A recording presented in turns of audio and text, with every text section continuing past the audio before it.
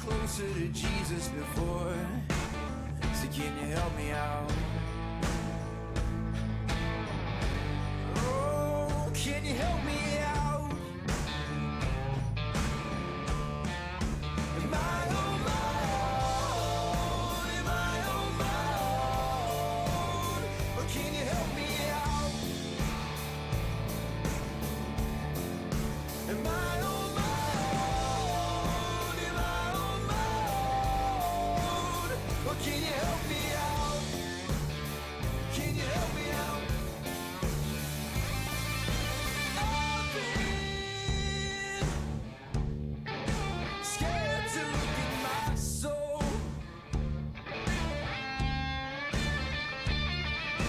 I've been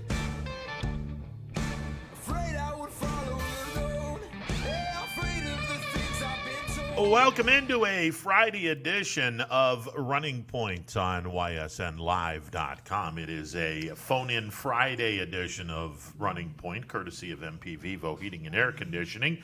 And the MP Vivo Heating and Air Conditioning hotline is open, 330-886-0813. We have Dana Balish coming up at 1 o'clock. Since we missed him on Monday, we're going to hear from TV 21 Sports Director Dana Balish at 1 o'clock.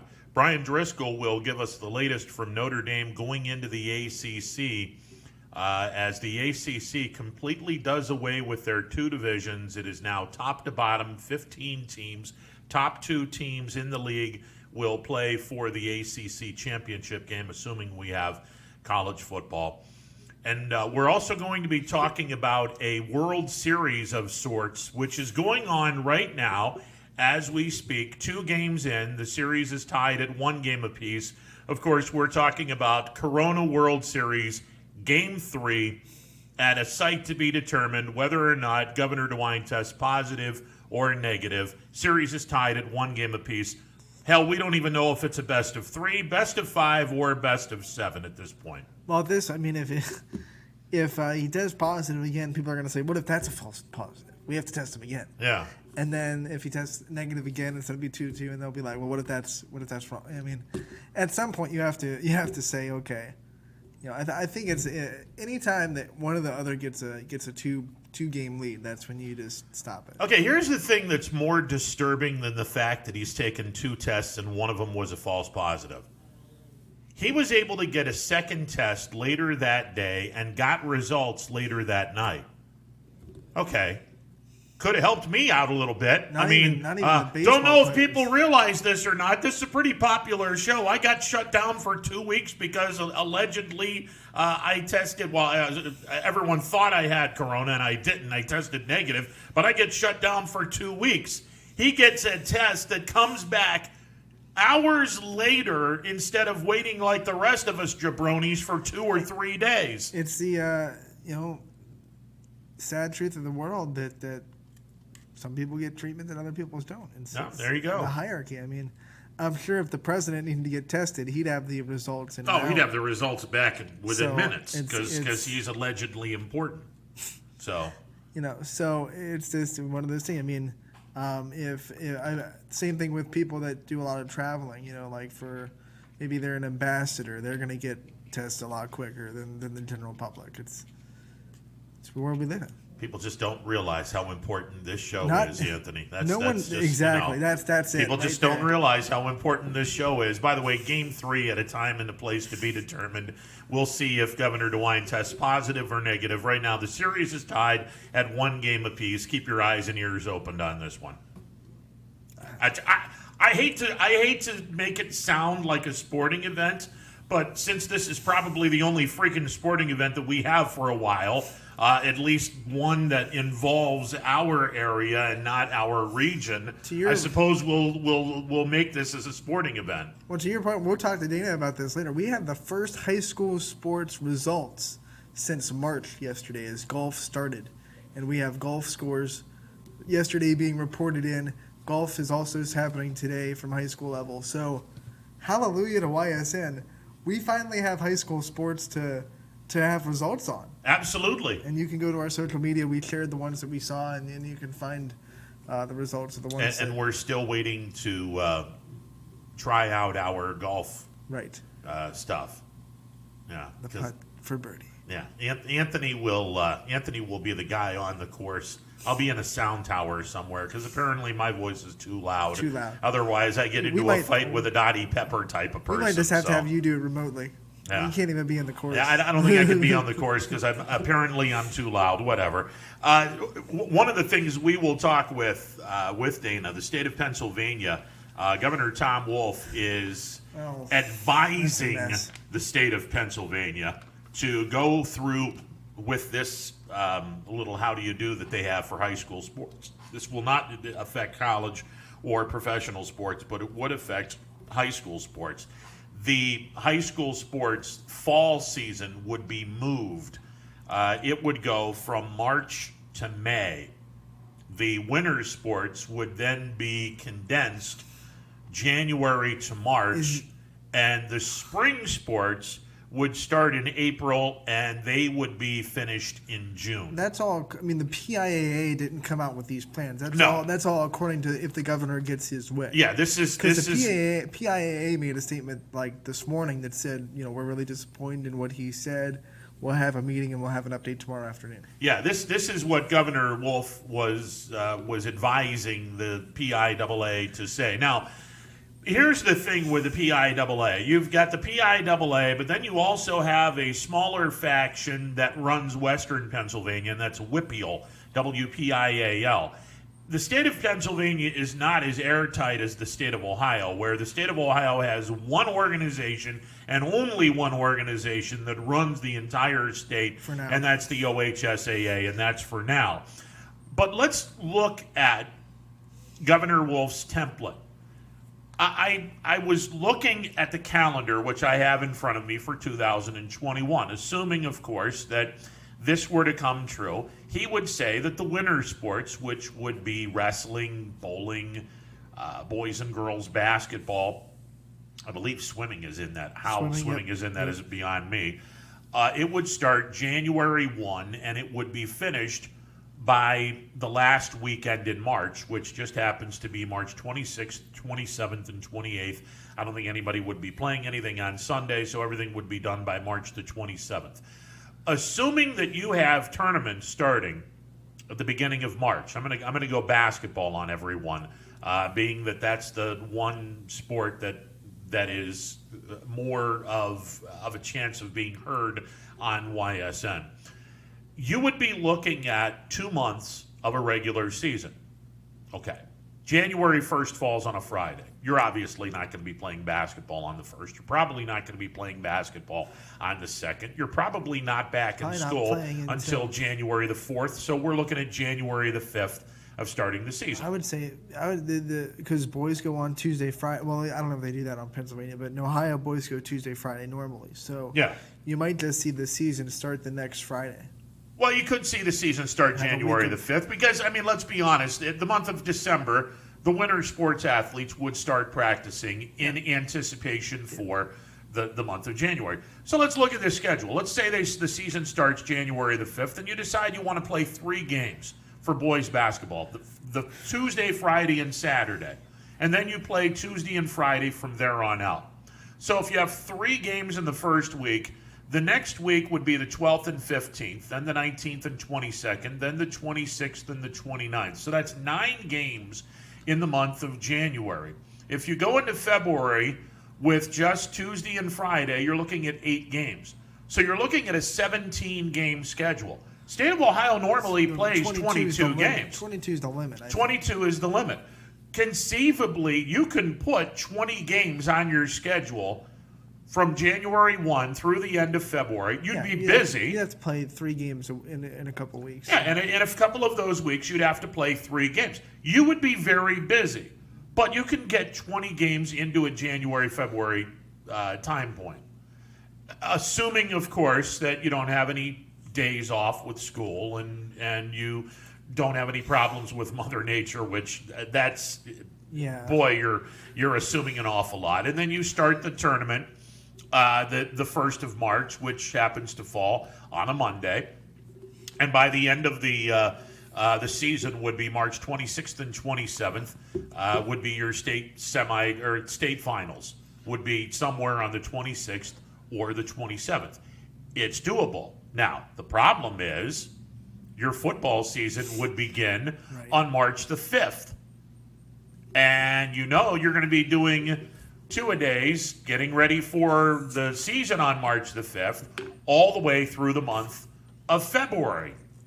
So the only way this works is if you have your coaches, being that of these three, two of them are going to overlap each other at all times.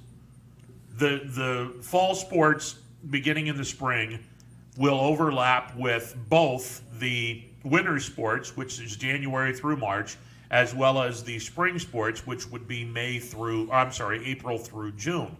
The winter sports would not interfere with the spring sports because January through March, April through June, that's okay. The fall sports would conflict with both. One at the beginning, which is the end of the end of the winter season, and the beginning of the fall season.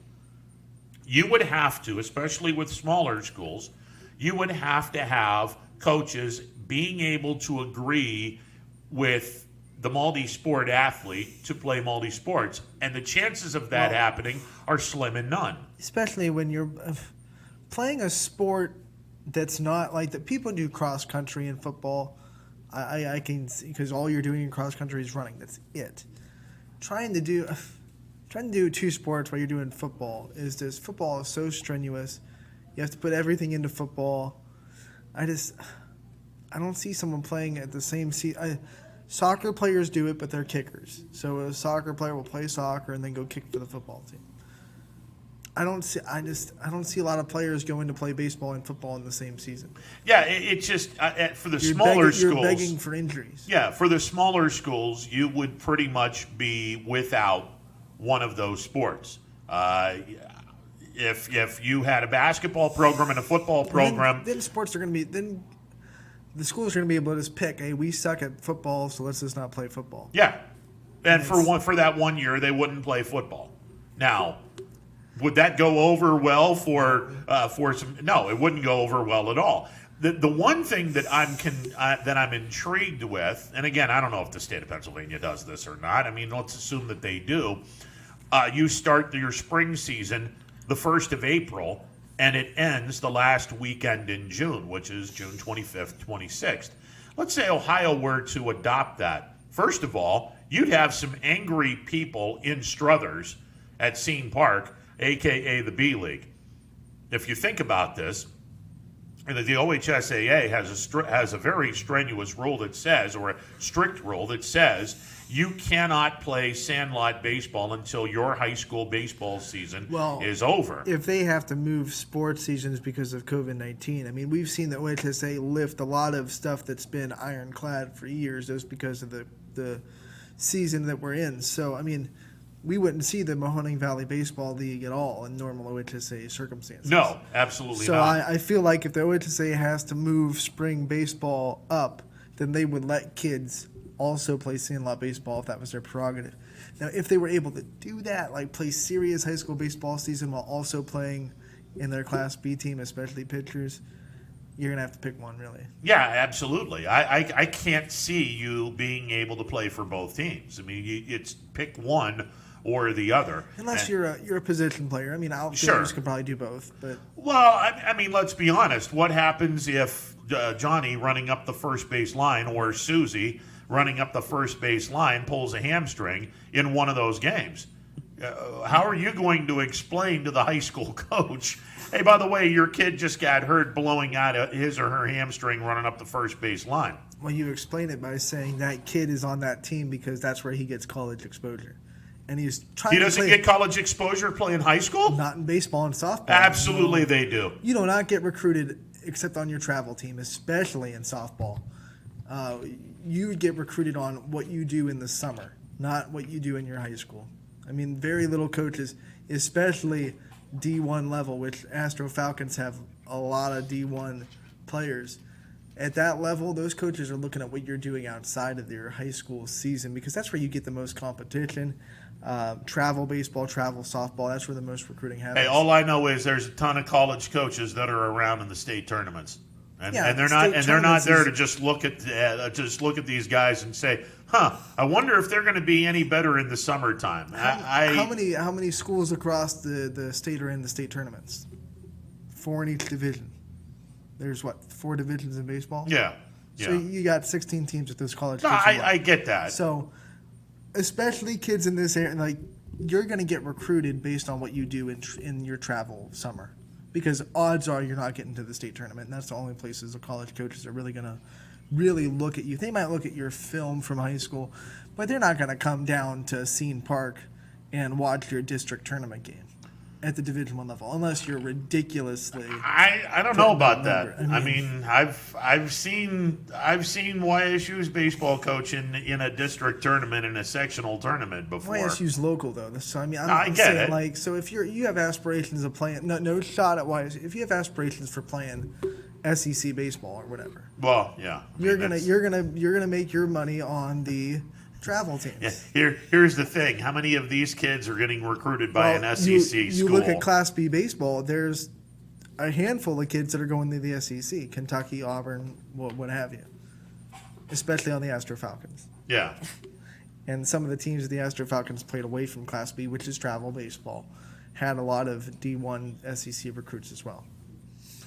I'll be really, really curious to see how much traction that gets in the state of Pennsylvania. And if it does, what does that mean for the state of Ohio? I mean, let's be honest, there are some schools that tend to drift over to Ohio to, not as many as I want, but there are some schools that have drifted over to Ohio to play some competition in the state of Ohio. And that goes away if unfortunately this were to come about. Yeah, and then flipping sports is kind of like a mosaic. It looks really pretty when you're looking at it from far away. Sure. And it's a bunch of pictures put together to make a really pretty picture. When you get closer, you start to see all the problems that come along with it. Yeah. And then it stops looking like a pretty picture anymore. And the biggest of which, and we've said this, if you play fall sports in the spring, you're not just screwing up this coming year. You're screwing up about 2 or 3 more years, because it's going to take transition back to normal. Yeah, it's going to take that long to transition back to what we consider to be a normal time, where two-a-days begin in early August. You start your season in late August, and you move forward. See, you'd have to start football earlier if you were going to do that, because football is the one sport that you can't end in June. No. And then start again in August. Exactly. You'd have to have football start in, like we talked about on Wednesday, start in March. February, March, or whatever, and then end in April or May. And even that. Then you get June and July off and start in August. Yeah, and then you're screaming for injuries because it's a lot better. It's not as much time off as you want. It's better than ending in the end of June. No, I agree with that. I wholeheartedly agree with that. Start football in January and start basketball later or something like that. I mean, you'd have to do that. You can't start football too soon, too early, too late. If you were to start. And again, this is all speculation. I looked at the template and I thought, okay, it could work, but you'd have to have a lot of patience with the coaches, and that would be the end game of it. Make football a winter sport. Yeah. For this year, and you sit back and say, okay, well, we're going to have, and let's be honest, I got the calendar in front of me. Let's be honest. If you were to start football in January, again, January the 1st is on a Friday. You're not starting the season on January 1. You're probably starting the season January the 8th. If you go through the end of February, you're looking at 8 weeks, which is an 8-game schedule. Conference only? Conference only, or 7 conference game, 1 non-conference game, because there are teams that have maximum 8 teams in a conference. 8-game schedule puts you into March. There's only 4 weekends in March. And let's be honest, Anthony, the OHSAA is not going to cut 1 round of playoffs so they can not get as much money. So in other words, you're going to have a 7-week schedule, and you would have playoffs beginning in late February and then lasting March 26th and 27th. And if you wanted to move football to that point, then you're looking at the end of March. Okay, now you have April, May, June, and July off, and you start in August. Is it perfect? No, not even close to being perfect. But if you're looking to move a sport to get as little problems down the road, this is the solution. But then again, those kids that played football, are they going to come right off their football season and go right into basketball and then go right, or baseball, whatever they choose? Yeah. Well, and winter and spring would have to Right. be exactly the same. Right. And again, that would destroy, for a smaller school, it would destroy one of the sports. It would destroy, for our girls, the two ancillary sports that we pay attention in the winter and spring, with all due respect to the smaller sports, basketball and baseball/softball. So for a smaller school, let's say that you have kids that are multi-sport athletes that play basketball and softball. One of those teams is not going to be getting the same athlete unless the basketball and softball coach both agree that the kid can play both sports. And let's talk about a girls' basketball program in Pennsylvania, Kennedy Catholic. They have a great girls' basketball program. I don't know how many of those girls also play softball. But, you're going to have to make a decision. Yeah, you're going to make a decision. And if you have a great program like they do, you're probably going to pick basketball. And the same thing with the boys' end of it. If you basketball. both play basketball and baseball, you got to make a decision. And if you're thinking, well, basketball can go to state, softball might get to a district championship, maybe you're going to pick the one that you have a better chance of succeeding in, unless that one sport is your specialty sport. Well, and the other thing, and we'll go to your point a few minutes ago, let's say that if you're right with the assumption that colleges essentially just look at you in the summertime, well, then you can play basketball and then come back and play your baseball, your baseball, and go right into it, or softball right into it in the summertime. And a lot of people will probably do that. I don't know how this is going to work out. What I do know is, and this is just an opinion, it's not a factual thing. Do you think, it's just my opinion. We're not going to have the start of football when we were supposed to start. Does the PIAA have the nuts to go against the governor and say, I know his recommendation, but we're going to go ahead with based on what they said this morning. Because they said we're highly disappointed with what he said, and we're going to have a meeting of our board members. Yeah. I mean, highly disappointed tells me that maybe they're kind of ticked off and they're going to have, hey, thanks for the recommendation. It's still up to the schools. Maybe.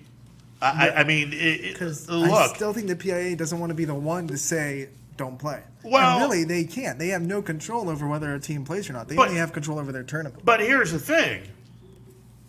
And the OHSAA is in the same boat. Exactly. They can sit back and they can say nothing and just allow whatever DeWine and Wolf decide to, if they both decide we are going to have, for the first few weeks, we're going to have the kids go to school via Zoom.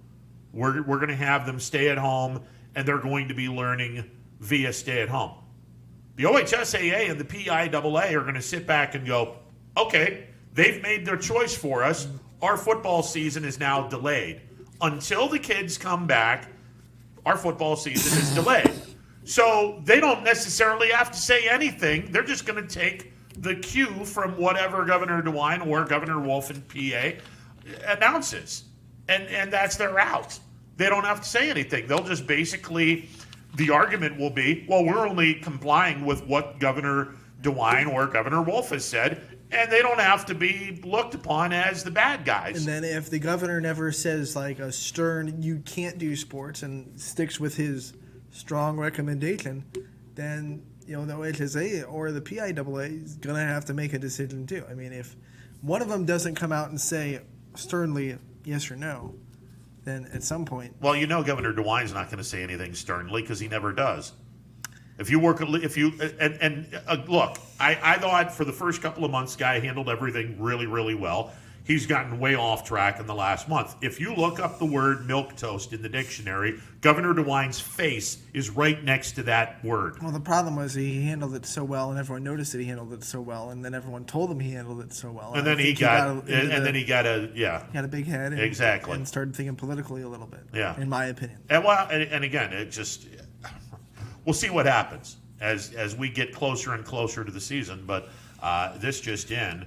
We're 3 weeks away from the start of high school football. All that being said, positive note again, when I'm driving home, we have high school sports results. You know? Hey, Salem Hills was the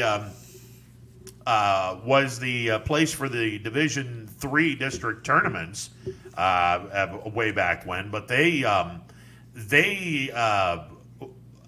let's see, McDonald and Columbiana and a bunch of other schools were involved in the Mineral Ridge William Moransky Golf Invitational at the Salem Hills Golf Course. And I think Columbiana had a good first day at that. Yeah. Columbiana. Yeah. Well, McDonald finished first, and they beat runner-up Columbiana by 12 shots. I feel like I saw Waterloo was third. Yeah. So I mean, guys are golfing, guys and girls are golfing. So that's a good sign. Volleyball is set to start in about 2 weeks. 21st, I think, is their first. And I'll be really curious to see how that works. I know. It's a low contact sport, though, so as of right now, they have a green light. How are they going to, are they going to spray the ball? I mean, are they going to wipe the ball? No, that's cheese. I can't do cheese. Yeah. Cheeseburgers, I'm picky with that stuff. And I'm not going to do that. Trying to feed me McDonald's hamburgers. Come on now. Well, it's a cheeseburger. If it was a hamburger, I would have ripped your arm off and grabbed it real quick. I never trust free food. It always comes right before bad news. Well, that's true, too. Look, I mean, we'll find out. Dana will be on at 1 o'clock. I mean, I'm going to be real curious to see how much longer it is before we finally get an announcement that isn't filled with, well, maybe we can do, or, if everything is okay now, just make an announcement, make it stick, and that's it. It's going to be the last minute. I mean, it's just reality. Absolutely. It's probably going to be like either the week of or the first Friday before football season starts. They're going to come out and say something. And I don't have a problem with that.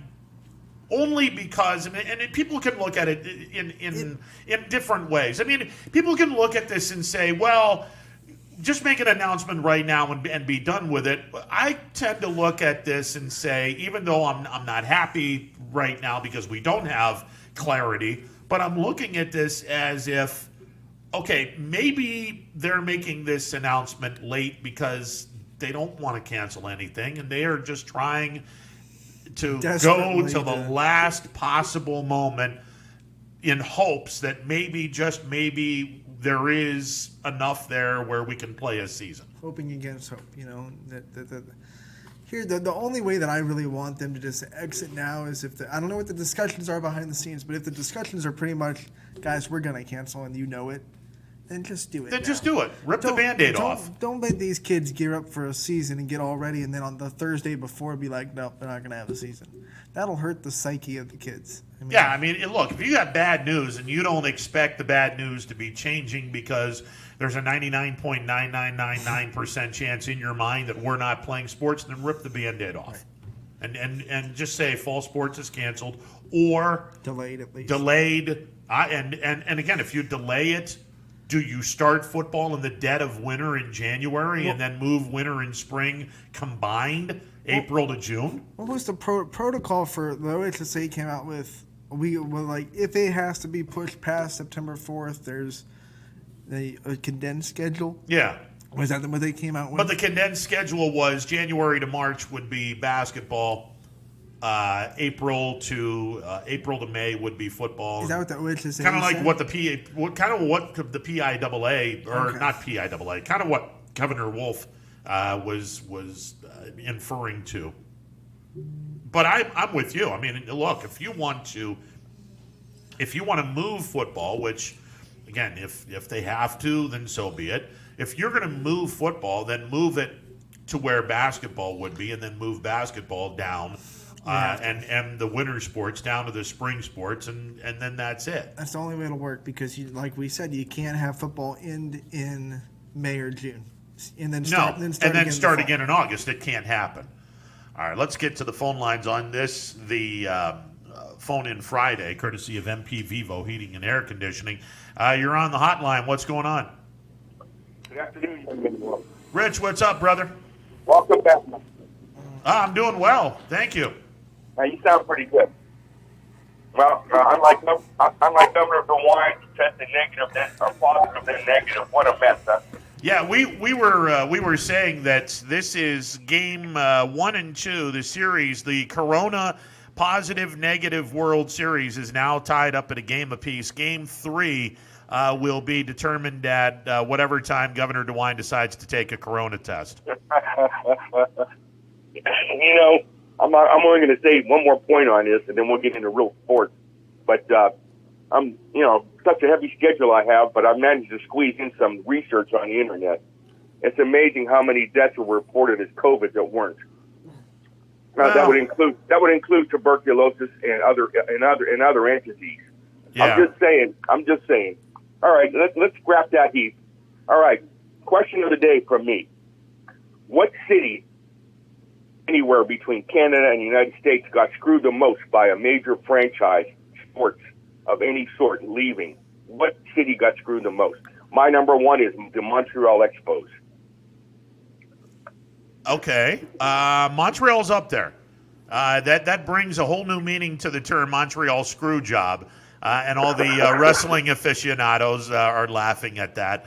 Not so much with those that aren't familiar with that, but Montreal is up there. Cleveland losing the Browns is up there. Cleveland. They got the Browns back, but moving to Baltimore set that franchise back. They're still trying to get. And I think the only reason why maybe I take Montreal over Cleveland, the Browns returned in a few years. Montreal hasn't had a franchise since the Expos were stolen from them. So it's amazing. It's amazing all the talent that they put into the Hall of Fame. Through their farm systems, etc. I'm still stunned. How about Oakland, knowing the Raiders had to leave, but still having to host Oakland for the next 2 years? That's like getting a divorce and living with your ex-wife for the next 2 years after you decide the divorce. That was nasty. Yeah, you'd have to build a pretty big house in order for me to justify that, because I don't think there's any possible way that I could live under those circumstances without going to jail. Oakland's a menagerie of comedy there. But my number 2 was the Baltimore Colts. Speaking of Baltimore, Anthony, I think Baltimore got screwed on when the Colts left. Well, that's my number 2. I'll tell you what, the way the Colts left for Indianapolis, that one goes over Cleveland, because the Browns and the Browns fan base, at least they had some warning from Modell before he left for Baltimore. The poor Colts fans had absolutely zero warning. Here's these Mayflower moving vans in the middle of the night moving the Baltimore franchise to Indianapolis. Everyone wakes up going, where the hell did our football teams go? It's kind of like that Pittsburgh Arena football team that got axed while they were at dinner. And the people just left them and said, you pay the check, you're done playing? Yeah, the Gladiators. Beautiful. Anyway, not to mention the way Baltimore moved out. They may move to number 1 over Montreal. That was purely hideous. All right, give me another one. Oh, man. Well, the Browns are in the top 5. And I'm not much of a basketball fan or a hockey fan. So if you could throw 1 or 2 of those in there, school me right now. Seattle wasn't too happy about the Supersonics leaving for Oklahoma City. Seattle was bummed. The Hartford Whalers, their franchise getting taken away from them. The Quebec Nordiques. Kansas City moved to Sacramento. Yeah, the Kansas City Kings moved to Sacramento. The Cincinnati Royals moved out of Cincinnati to Kansas City. Wasn't that the same franchise? Well, I thought they came from Oakland to Kansas. It was the Oakland Royals, right? Oh, okay. Where did the Cincinnati Royals go to? Oh, wow. I know the Royals started in 1969. That's where Yeah. my history goes. Well, then Cincinnati went to Oakland. And then Oakland came. Oakland went to Kansas City. All right. All right, I'm going to tune in. I'm going to tune in and listen to the rest of your show, guys. Good to hear Appreciate you it, man. both back. All right, appreciate Later. it, brother. See it. 330-886-0813. That is the MP Vivo Heating and Air Conditioning hotline. I mean, with all due respect to the Browns and the fact that they lost their franchise, at least you had some forewarning that your franchise was leaving and it wasn't taken from you in the middle of the night like the city of Baltimore. Now, ironically enough, that same city that lost their beloved Colts turned around and were stealing the Browns from Cleveland, where they later become the Baltimore Ravens. I would still put Baltimore leaving for Indianapolis at number one, followed very closely by Montreal getting hosed out of Canada to be put down into D.C. You know, another one that really didn't sit well with a lot of people were the Oilers going to Tennessee. Yeah, that was another one. And then when the Houston got a new team, I remember the reason Tennessee drafted Vince Young, is simply because he didn't want the new Houston franchise to get him. Because Houston was set to get Vince Young. They had his old college coach there. They were ready to get him, and then Tennessee Titans just said, you know what, we're going to get Vince Young. And it didn't work out for them at all because I don't think he was set up for success in Tennessee. He didn't have the right coaches to kind of lead him, and he kind of went mental. Yeah. Plus, he was a college quarterback. The only reason they wanted him was to snub the Houston Texans. There you go. And the Oilers leaving Houston was a mess as well. But yeah, there's a number of them out there. Cleveland lost their hockey team. That wasn't that big of a mess. It was basically not many people supported it. So they went to Minnesota, if I'm not mistaken. And it's like the Rams in St. Louis. No Yeah. one really cared that they left. Well, I mean, a lot of people cared. Yeah, it's all about the Cardinals over there. Yeah, and St. Louis Blues now. Yeah. But it's an interesting topic. I would still say the Baltimore Colts leaving for Indianapolis might be number one on the list. And I still have. I'm glad I wasn't a Colts fan back then. I was a big fan of Johnny Unitas, but I wasn't a Colts fan per se. But to have that city go to sleep and the next morning, oh, by the way, your football team's gone. They left in the middle of the night for Indianapolis. Wow. Can you imagine, as a media member showing up the next day to the stadium and just being like, hey, what? Where is everybody? Where is everyone? Yeah. It's kind of like me waiting for a bus that left 20 minutes ago in Marietta, Georgia. What are you talking about, the bus left? Yeah, what are you talking about, the bus left? Yeah, you have to fly home. Oh, okay, great. Spend some money. 330-886-0813, the MP Vivo Heating and Air Conditioning hotline is open. It is a phone-in Friday. We'll get to some baseball talk. The Indians' offense, it woke up last night. Now, does it wake up and we go on a run here? That would be nice. We'll talk a little bit about that. The Pirates scoring 2 times in the bottom of the 9th inning to upend Minnesota. Yeah, and they scored once in the 8th, so it was a big rally because they scored big rally. 3 of their 6 runs in the last 2 innings. So. Yeah, it was a big rally. So we'll talk a little bit about that as well. 330-886-0813. The MP Vivo Heating and Air Conditioning hotline is open. It is a phone-in Friday. We're back in a bit. It is Running Point on YSNLive.com. 21 Good evening, News. and thank you for joining us. Let's get right to our top More story experienced reporters A new Wilmington restaurant. GM Lordstown. telling more local stories We'll look at Baby efforts boy to is curb recovering from a broken. around our Good valley Community in afternoon. Niles, We are here in Youngstown, right up. because you expect Important for everyone. No place like home. more local news. In Mercer County Court. become life-threatening. 21 News is our valley's #1 local news. Welcome home to a home made homier with Baird Brothers Fine Hardwoods. Inspiration starts at BairdBrothers.com and is turned into reality when high-quality hardwoods are delivered right to your home. Baird Brothers has the latest design trends, shiplap and skinny lap interior siding, antique oak rustic flooring, And, well, you'll find them all at BairdBrothers.com. Ordered easily, delivered conveniently, enjoyed comfortably. BairdBrothers.com. Hello, I'm Greg Burbick with G. Burbick Farms. For the last 100 years, my family has farmed in Columbiana and Mahoning counties. I began raising cattle in 1996 with the goal of providing a better product for you and your family on the dinner table. Our grass-fed and grain-supplemented Black Angus beef are raised with no hormones, steroids, or antibiotics. We're known for our hometown-friendly service and incredible tasting products. We're locally owned and have customers across the tri-state area. Our products go from our farm to your family. Stop by our farm on New Buffalo Road or visit us on the web at gburbickfarms.com. Don't forget to like us on Facebook. G. Burbick Farms, it just tastes better.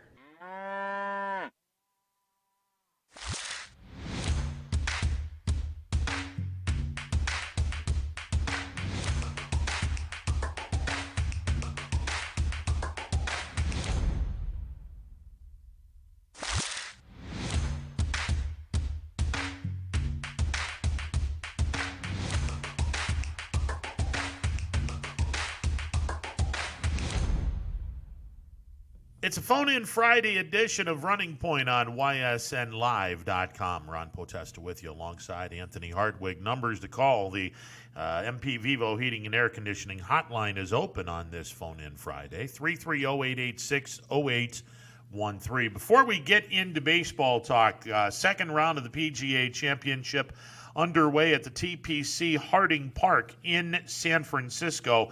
The morning crowd is all on the golf course right now. Unfortunately, that does not include Jason Kokrak. He is going to be golfing late this afternoon. He is on the back nine, which would be the front nine for him today, and he tees off at 4:42 our time, 1:42 local time. Jason Kokrak is going to be golfing alongside Rafa Cabrera Bello and Ryo Ishikawa. The Tiger Woods is golfing with Rory McIlroy and Justin Thomas, and they will be starting off on the front nine a little before 5 o'clock our time. By the way, Kokrak shot a 1-under par in the first round. He is tied for 31st. Tiger Woods tied for 23rd as he shot a 2-under par 68 yesterday.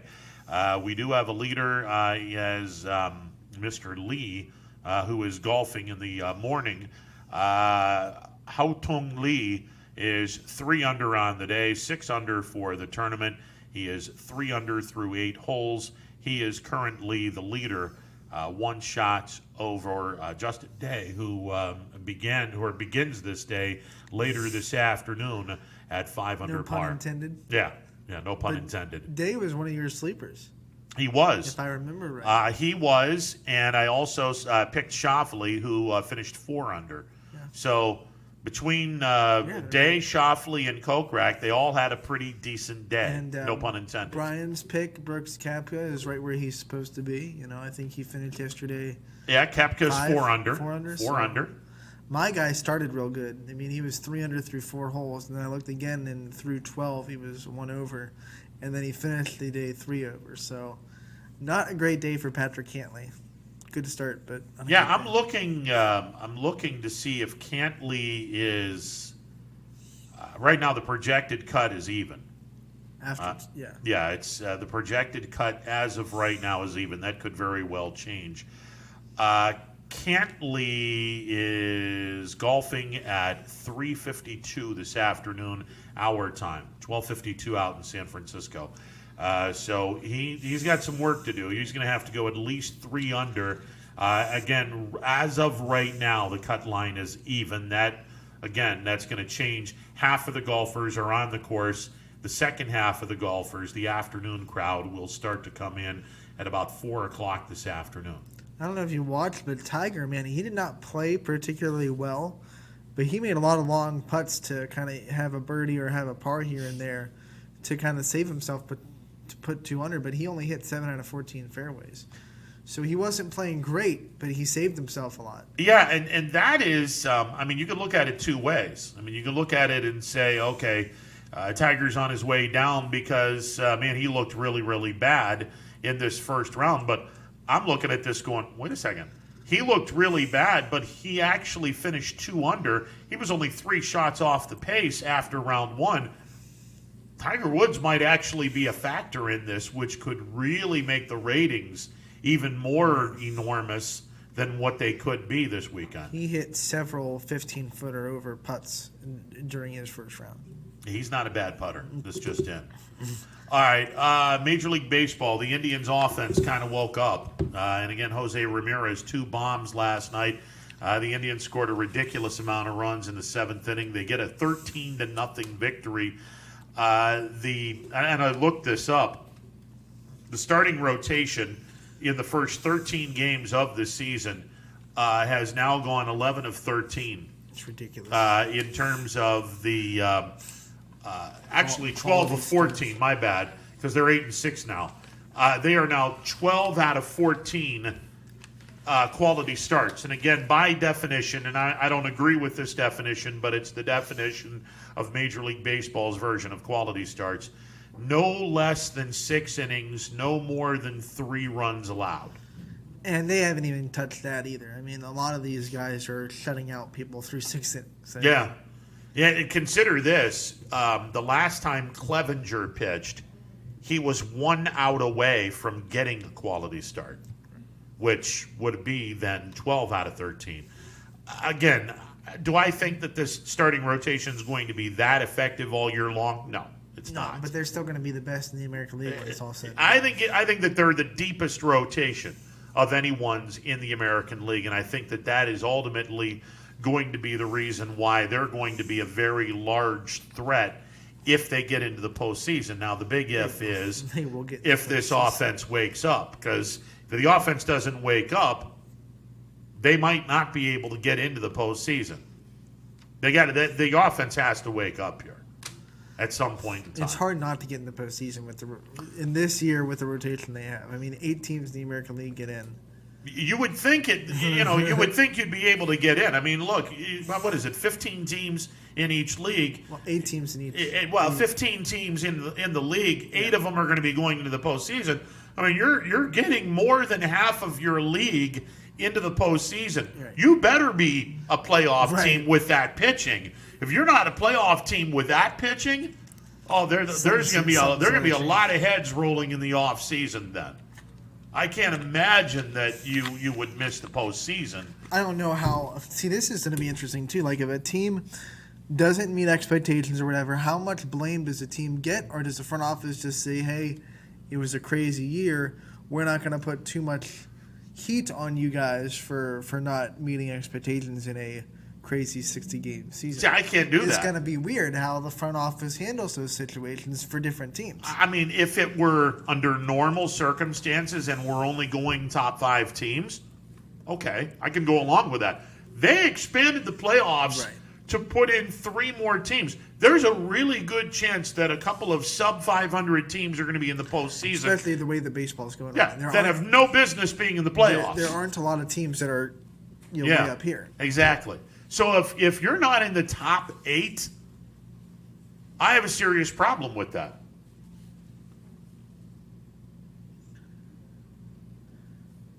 The Missouri Valley Football Conference will announce today that they're canceling the fall season and that they're going to try to play football in the spring. We saw that coming with the other conferences that earlier today decided that they were going to forego the fall season as well. Big Sky and the Pioneer.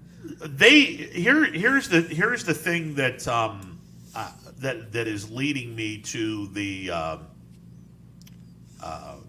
announcement there.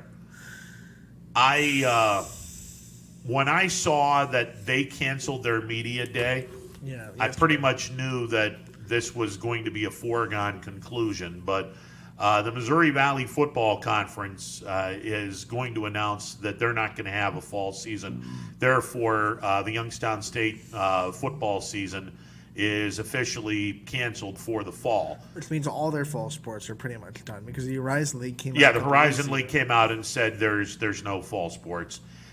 So there you go. The MVFC will announce this afternoon they're canceling their fall season. They will attempt to move to the spring. This is according to the North Dakota State one of the folks that follow North Dakota State, the Bison Report, and they're pretty accurate with stuff. So it doesn't surprise me. It doesn't surprise me that we would not have football with Youngstown State this year. Hopefully we can get Ron Strollo or someone from the university on to talk about this afternoon. If you're a North Dakota State media person and you cover the Bison football, you better be accurate because that's the only show in town over there. In Ouch!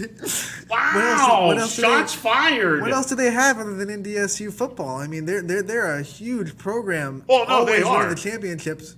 They got nothing else over there to cover. Their basketball team's not. Well, they're okay. They're okay, but yeah. I mean, but you know what I'm saying. Yeah, no, I get what you're saying. There's no professional teams.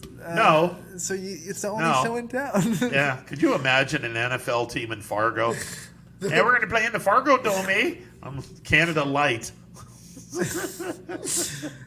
Okie dokie.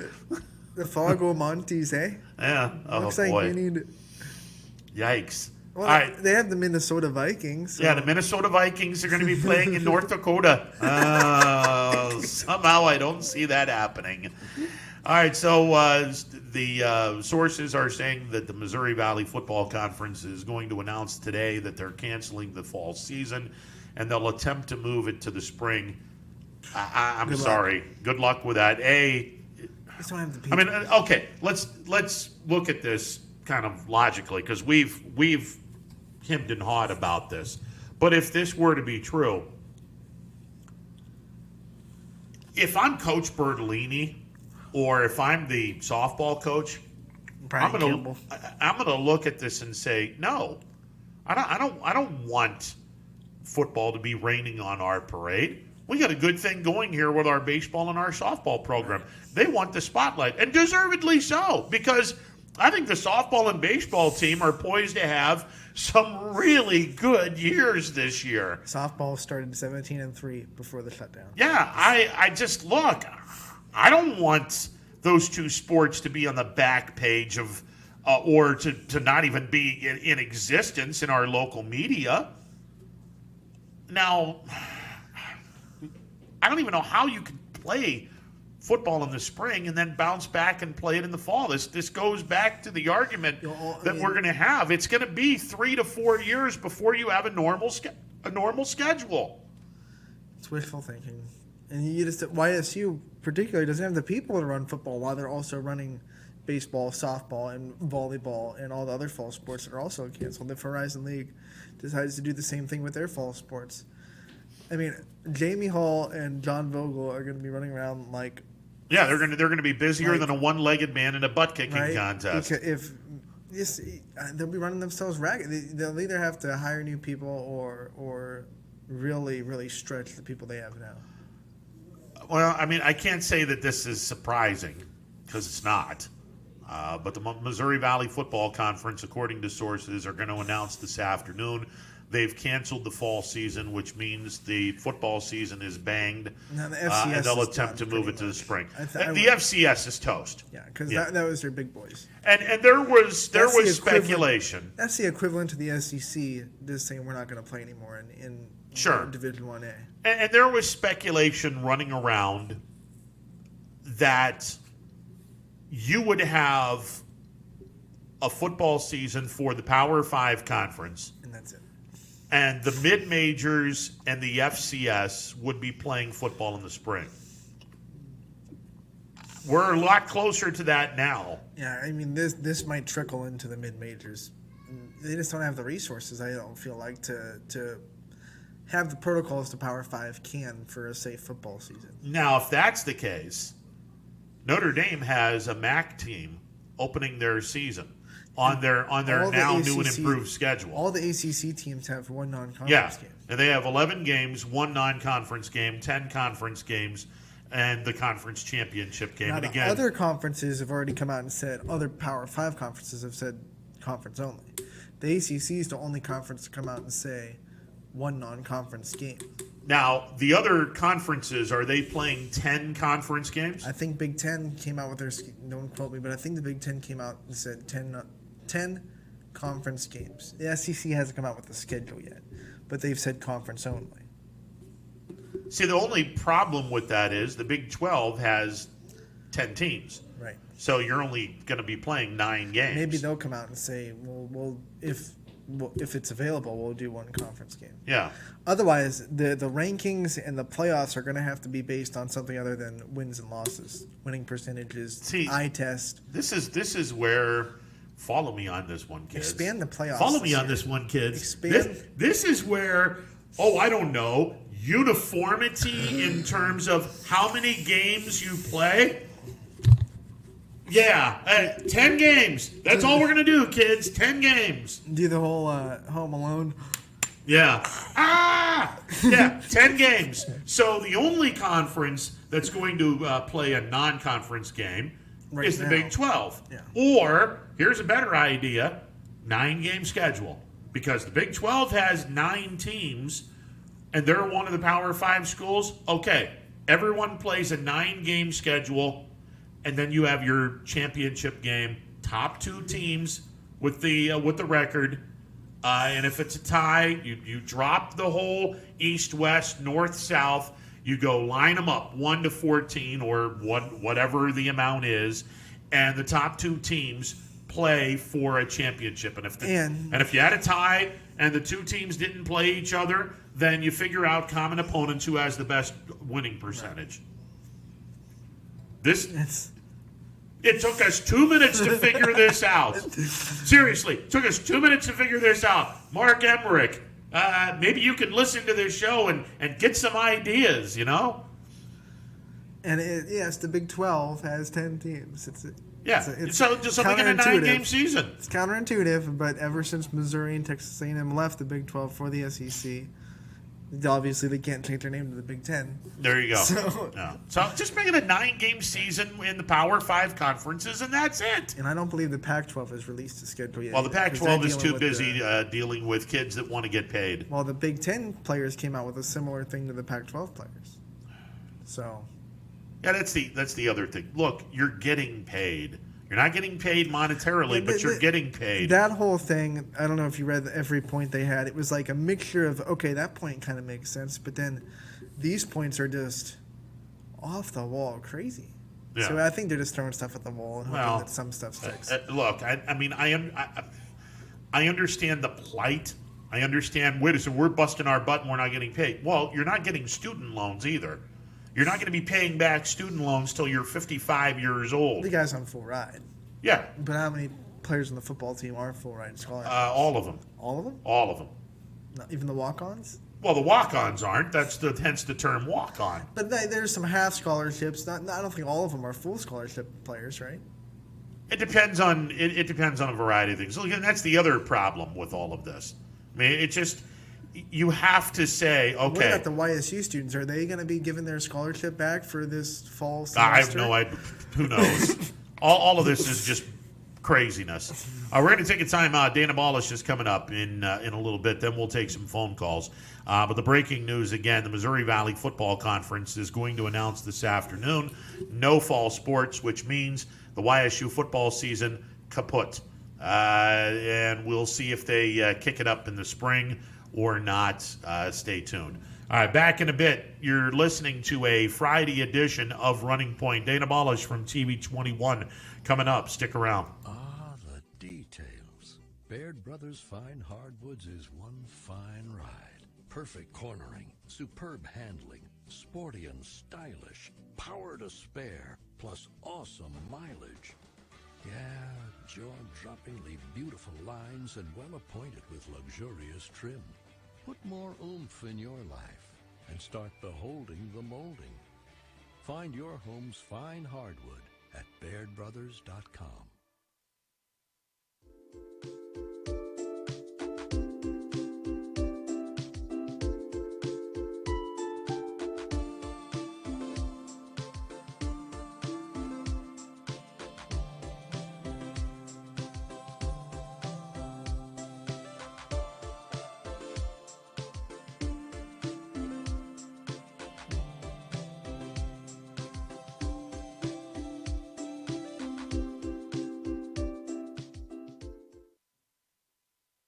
storm season. I think we're under the gun for some heavy storms over the next couple of hours. And Storm Tracker 21 is ready. This is probably the one we're keeping a closer eye on. On air, And locally, we're going to have a lot of eyes on our area. online, All right, let's talk high-risk futurecast and the timing of this weather. on social media, and on our app. The inner showers I'm keeping my eye on in parts of Columbiana County. Stay ready with Storm Tracker 21. The severe weather threat now through around sunset this evening. Hi everyone, this is DJ Yoakley with Your Sports Network. We appreciate your support of YSN and welcome you to the YSN family. Our broadcast streams are brought to you live at no cost to you by sponsors that are local to this community. Without the vision and generosity of our sponsors and partners, we would not be able to bring this game to you today. So please support the great businesses and leaders that are making this game possible. And if you're a business in need of great advertising and sponsorship opportunities, feel free to head over to our site for more information on the right fit for you. We are local, we are loyal, and we are live. We are YSN. It is a phone-in Friday edition of Running Points on ysnlive.com. Our phone-in Friday edition of Running Point brought to you by the good folks at MP Vivo Heating and Air Conditioning. And let's go to the said MP Vivo Heating and Air Conditioning hotline where we find 21 Sports Director Dana Balish. Dana, how are you today, sir? Doing well, Ron, yourself? Good, good. All right, published reports are out there that the Missouri Valley Football Conference will announce this afternoon that fall sports are kaput and that they will try to play the fall sports in the MVFC next spring. The Bison Report, which is one of the many outlets that covers North Dakota State, one of the first to publish this. Is the reports, or are the reports accurate? And if so, what are the chances of YSU playing football in 2021? Well, are the reports accurate, Ron? I don't know. It's a report, and usually where there's smoke, there's fire. Look, the Big Sky and the Pioneer announced today, and that brought the FCS playoffs under the threshold where the NCAA says you have to have at least 50% of your regular season of your teams be eligible, have a regular season, have the postseason.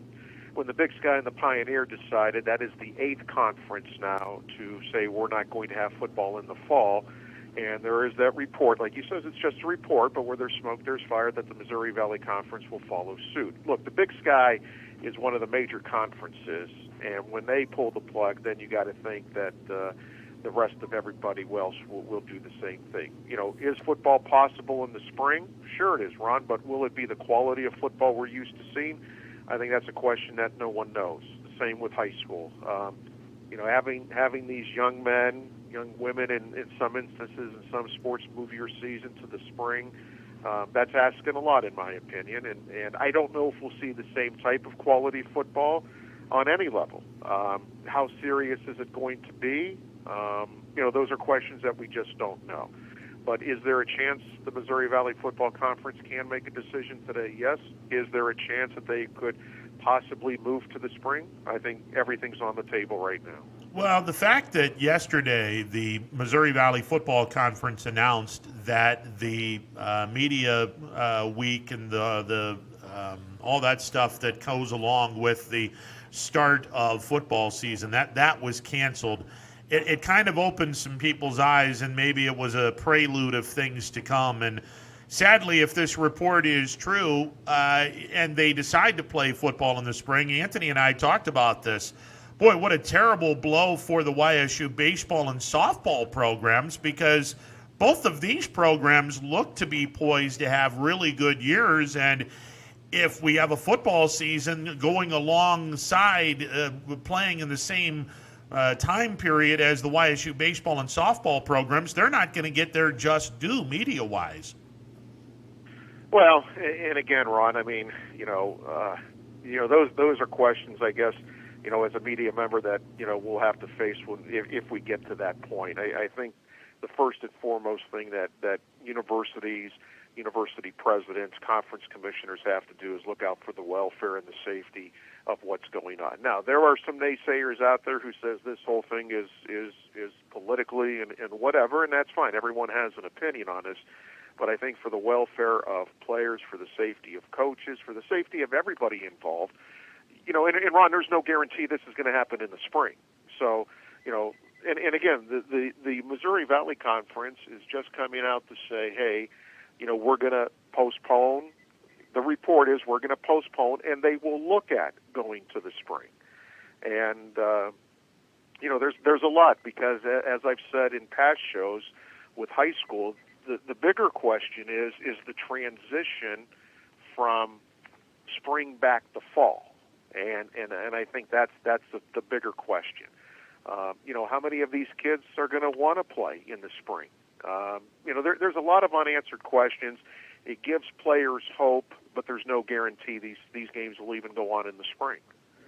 Now, do you think that the FCS being, most of the conferences in the FCS being canceled will kind of have a trickle effect into the FBS mid-major conferences like a MAC or a CUSA type thing, where they start to see the writing on the wall, and we might have a college football season that's Power 5 only in the fall? Well, look at Youngstown State. Now their openers against Akron. So, does Youngstown State say, okay, we're going to go play Akron for one game, make $300,000, and then maybe play 2 other games or whatever if the conference moves? I don't think that's worth it, to be quite honest. I don't think it's worth it. I think if the conference is canceled, then everything will be canceled. Whether these other conferences follow suit at the FBS level, I think there's that possibility, but I think the Power 5 conferences are going to do what they want to do. I think this gives them a great opportunity to succeed, I guess is the word, or move away from the NCAA. But again, you have players opting out. A Michigan State lineman opted out today. I mean, I think you're going to see more of that if a decision is made to go ahead and play these games. I think some of these key players will opt out and not decide to play, and then is it real football? And that's what I mean kind of in the springtime with high school football, if high school football would move to the spring.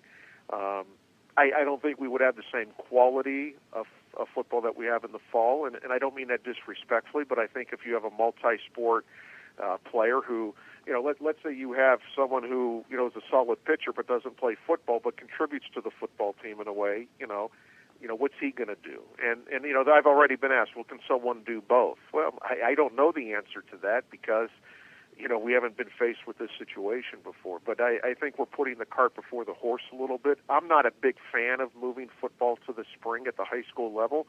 I think it's an idea, it's something to look at, but I think the quality of play that you're going to get will not be the same that you have now. Dana, Anthony and I were talking about this in the first hour, and Governor Wolf over in Pennsylvania had a template together where he had the winter sports playing January through March, the fall sports playing March through May, and the spring sports playing April through June.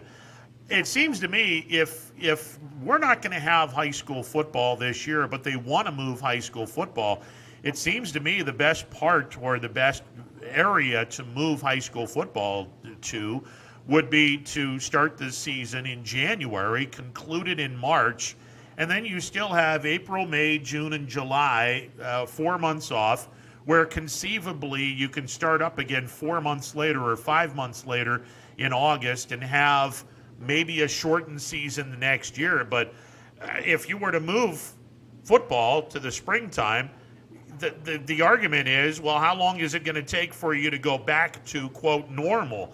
And I think that if you were to move a sport, you just move it as close to the end date of sport as possible. Well, Ron, I think first of all, you got to look at that. Moving football to January through March probably will not go over well because, it's usually zero, and teams aren't going to practice in that stuff. I mean, I don't see that happening at all. I don't think, look, who's going to go out in 0-degree weather in January, when it's miserable out the water? I mean, I just don't see that happening. I think if football would move to the spring, you would probably see it start mid-March, go 10 weeks, try to end around Memorial Day, maybe that first week in June, and then see what happens after there. I mean, I would think if that would be the case, you would not see practice start until August 1st. no conditioning, no camp days, everything would be in August 1st would be my estimation. But again, that's just speculation on my part. I don't think, now if we're down in the south where, it's 60 degrees, 50 degrees, that's a whole different story. But I think, Ron, and if football does move to the spring at the high school level, it's going to be up to these districts to decide whether they want to play. Just like now they decide what sports we're going to have, what sports, we're going to offer to our students. So, I just think that, this is a situation where, the kids are the ones, and I understand that, and I respect that, but this is out of our control. This is something that, everyone is facing, not just here in Ohio, not just in Pennsylvania, but across the country and across the world. I think they have to be very, very smart about this. And Ron, look, the season's supposed to start 3 weeks tonight. There's no way it's starting. There's absolutely no way the season is starting on time. There's no guarantees if you move it to spring you can play there either. So I think what the state has to do is come out and say, okay, we're just shutting it down and move on. On a positive note, Dane, I was telling Ron this. We have our first high school score results in since March with the golf scores that came in yesterday. More golf going on today. From everyone in the sports media department over there, is that just kind of a happy moment to see high school sports results actually come in for the first time since March?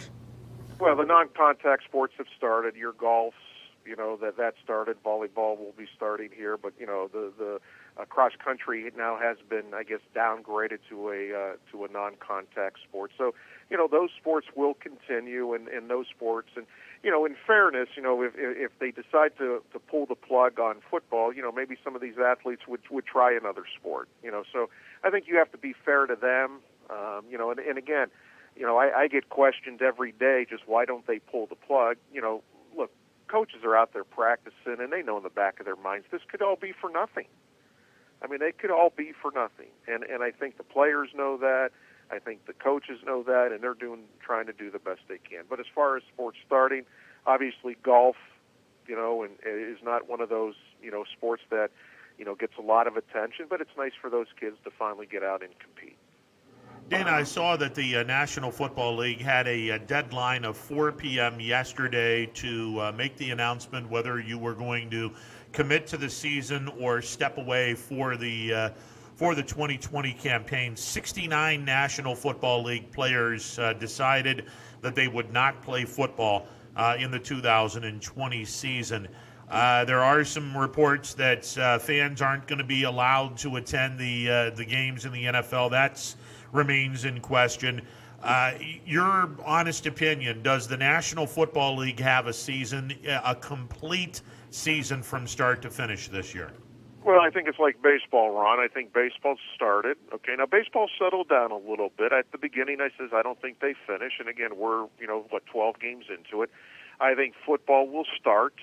Does it have a complete season? I think it's way too early to tell. But look at it this way: the Packers say they're not going to have fans for the first 2 games. The Lions say they're going to have 10% or 15% of people. I just think it's one of these seasons where, like in baseball, Ron, and whoever, if baseball's completed and whoever wins the championship, so to speak, is it a true championship? In my book, it isn't. Now football, if they play 16 games and do everything, it's going to be the same. So my answer to your question is football, I think, because they have the money, they can control, there's a good chance they could start a season and probably complete it. Back to a local for a minute. You've been talking at 21 for a lot of coaches over the last couple of weeks with your, all the high school previews. Has there been a overlining message that you've kind of heard from every coach that kind of is the streamline of what's going on right now with all the different teams, or has there been a lot of differences in all the teams that you've talked to so far? Most of the coaches that I talk to really just say, just tell us. Whether it's good, bad, or indifferent, just tell us. This hanging on with, every day it changes. Most of the coaches that I've talked to have been very honest with me, and they've said, look, we don't care if the season's canceled. We don't care if it's delayed. You just need to tell us what we're doing. And they want decision. They want direction. And that's the message that I got. I've had some coaches who have told me they got to pull the plug. We cannot do this. They have to pull the plug. And I would say out of the 45 schools, and I've talked to just about probably 38 coaches, either on the phone or or not in person, but or either through text, and I would have to say 32 of them have said pull the plug. So the majority of coaches, and again, they probably are saying that because they know that's a real possibility. Would the state do everyone a favor if they just sat back and said, listen, the reason why we are waiting is because we don't want to pull the plug. We want to hope for a miracle here, but we're waiting until the last possible minute because we don't want to cancel football. Would that make a difference to anyone if they gave a reason why they're waiting, Dana? Well, I think anytime you get a reason, it's okay. We know. I mean, that's the thing. But everyone's being silent. Look, it's no secret that the Ohio High School Athletic Association financially is in trouble. So they're going to do everything, in my opinion, to play football, to have the postseason. But if you don't have fans or can't have the amount of fans that you used to, then how is it a moneymaker for you? Ron, there's no signed contract to host the state finals yet. And to my understanding, there's no signed contract. And more than likely they would be at Hall of Fame Stadium in Canton again, but there's nothing signed. I just think coaches want direction. I mean, I've talked to some coaches who say we're not passing out equipment until we know what's going on. And then you look at the Poland situation where they're down, 14 days. Now, it could be a little less than that. So how can you have a team start on the 17th if it's 14 days and be ready to play a game, 10 days later? That's not right. And again, I think the state, look, schools on their own have decided to say, and conferences have decided to say, we're not playing. We're not going to play, or we're not going to play the first 9 weeks. So again, if there is a season, is this a true season where state champions would be crowned or whatever if everything goes as planned? Is this a true season? In my opinion, it would be no, because everyone who could play is not playing. It's a telling sign knowing that the OHSAA and the state championship site don't have a signed contract yet. I mean, it doesn't take a rocket scientist to figure out, you're reading between the lines, we're not going to have a season. Otherwise, that contract would have been set in stone weeks ago, Dana. Well, Ron, no, and again, Jerry Snodgrass was working on that, and this pandemic obviously has superseded a lot of things. Again, I don't think that will be an issue, but to my knowledge, and again, I may be wrong on that, but the last time that I checked on it, which was a couple of months ago, so things may have changed. They didn't have a signed contract to play, to have a site for the championship games, and I don't think that reads anything into it, because this was something that was, long before this pandemic hit in March, that still wasn't done, and usually, in March and April, those things are signed, or taken care of, but this pandemic kind of superseded that. So I don't think that's an issue, and I don't read anything into that just because they don't have a signed contract that, will that determine whether there's a season or not? No. But I think the state has to come out, very soon here. And look, Ron, I think everybody knows the inevitable. Okay, there's a few people out there who think football should be played, and that's fine. That's an opinion. Okay, everyone has an opinion.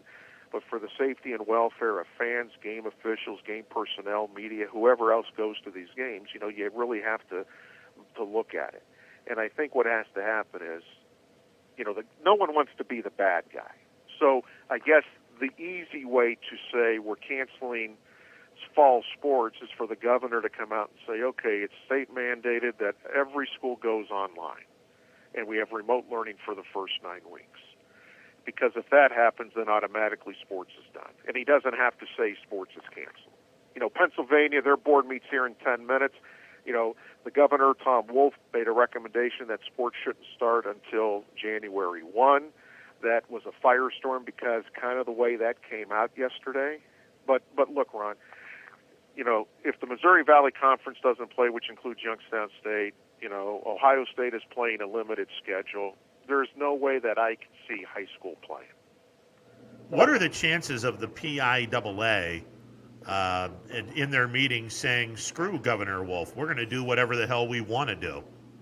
Well, and again, it's a recommendation from the governor, and I think, look, you got to respect the office. You may not like the person, and that could be for anybody in politics, but you got to respect the office, and he probably has more resources to look at this than a lot of entities do, including the PIAA, the Ohio High School Athletic Association. I mean, if the health director in Pennsylvania is recommending it to the governor, I don't see a lot of school districts going against a recommendation of the governor. I just don't see that happening. Public relations-wise, it would be a disaster. I just don't think it's a good idea. And look, there's all these petitions out, from parents and players. Hey, let them play. But Ron, all it takes is one. Okay, and I wouldn't want to be that one, where either in Ohio, Pennsylvania, or you name the state where it happens, because then that shuts everything down probably for a lot longer than what it could be now. Dana, always a pleasure. We look forward to hearing from you on Monday. Thanks, Ron. You got it. 21 Sports Director Dana Ballas joining us on the MP Vivo Heating and Air Conditioning Hotline, and he didn't paint a good picture. He made a heck of a point. I mean, if someone's cavalier about this, and then that one happens, and they ruin this for a lot longer than it should be ruined, oh man, that hell will come down on whoever that one is. Yeah, and look, I mean, I said it tongue in cheek. I mean, obviously, you're not going to say, screw you, Governor Wolf or Governor DeWine. We're going to do whatever the hell we want to do. Now, that's the very definition of anarchy. That's not going to happen. But they might say it's still up to the districts, and the PIAA might just not want to be the one that say school athletics is canceled. So they might still just reaffirm what they said earlier this week, where they say, hey, it's up to the districts. It doesn't look good. I think we can pretty much be on the same page as to say, hey, look, this doesn't look very good for high school football and mid-major or FCS college football. It doesn't look good. And again, reports are circulating that the Missouri Valley Football Conference is going to announce that they are shut down for the fall season, which means the YSU football season gets shut down. And there is talk that they may look at this for spring of 2021, and for a lot of reasons. If you're shutting football down for the season, I would wholeheartedly hope that they would go through the same protocol as they did this past spring. If you have seniors on that team, you give them an opportunity to have one more year of eligibility. Everyone, who's not a senior, it's unfortunate, but for spring, everyone does. Everyone gets an extra year of eligibility. So if they don't get to play a season, then I think you have to do the same thing you did in the spring. Yeah, if everyone gets an extra year of eligibility, that'd be nice. That would be wonderful. All right, let's get to the phone lines. You're on the MP Vivo Heating and Air Conditioning Hotline. What's going on? Hi, Ron. It's Tony. How you been? What up, Tony? Hey, I just got some breaking news, and I figure you guys might want to hear it. I heard that AP, if high school football gets canceled this year, the AP is going to go ahead and award Massillon a state championship. Yeah, because that's the only championship they can win. Do it. So there you go. Give it to them. The one last year was my favorite. When their one real shot at winning a real championship, and they blew that one. Yeah, that's go ahead and give it to them. Lord knows they don't know how to win it on the field, so go ahead and give that championship. Yeah, that's funny stuff. Hey, what's and I don't know if Youngstown State's going to have to cancel their whole football season this fall.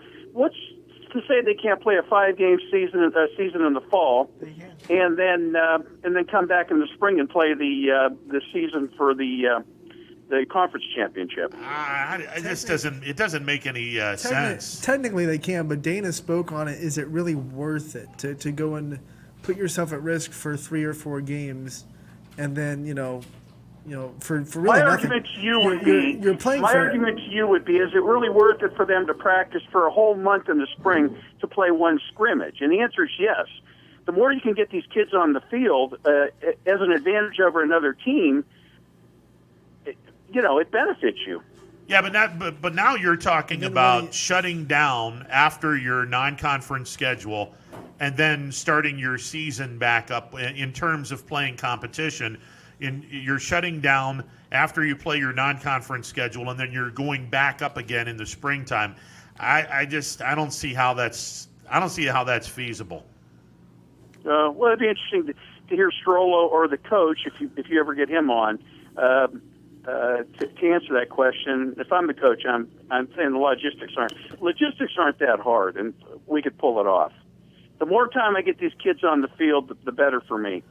Well, I'll be curious to see what their announcement in terms of we're going to look at this in the springtime, because, as we have talked about this, if you play football in the springtime and let's say you start in March and you end in May or June, you've pretty much put a horrible situation for 2021 and the years following. How far down the road do you go until you get back to normal?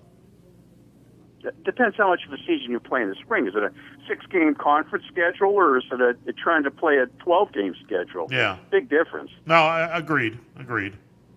You could pull off a 6-game schedule pretty easy with not significantly more effort than you do with spring training or spring ball.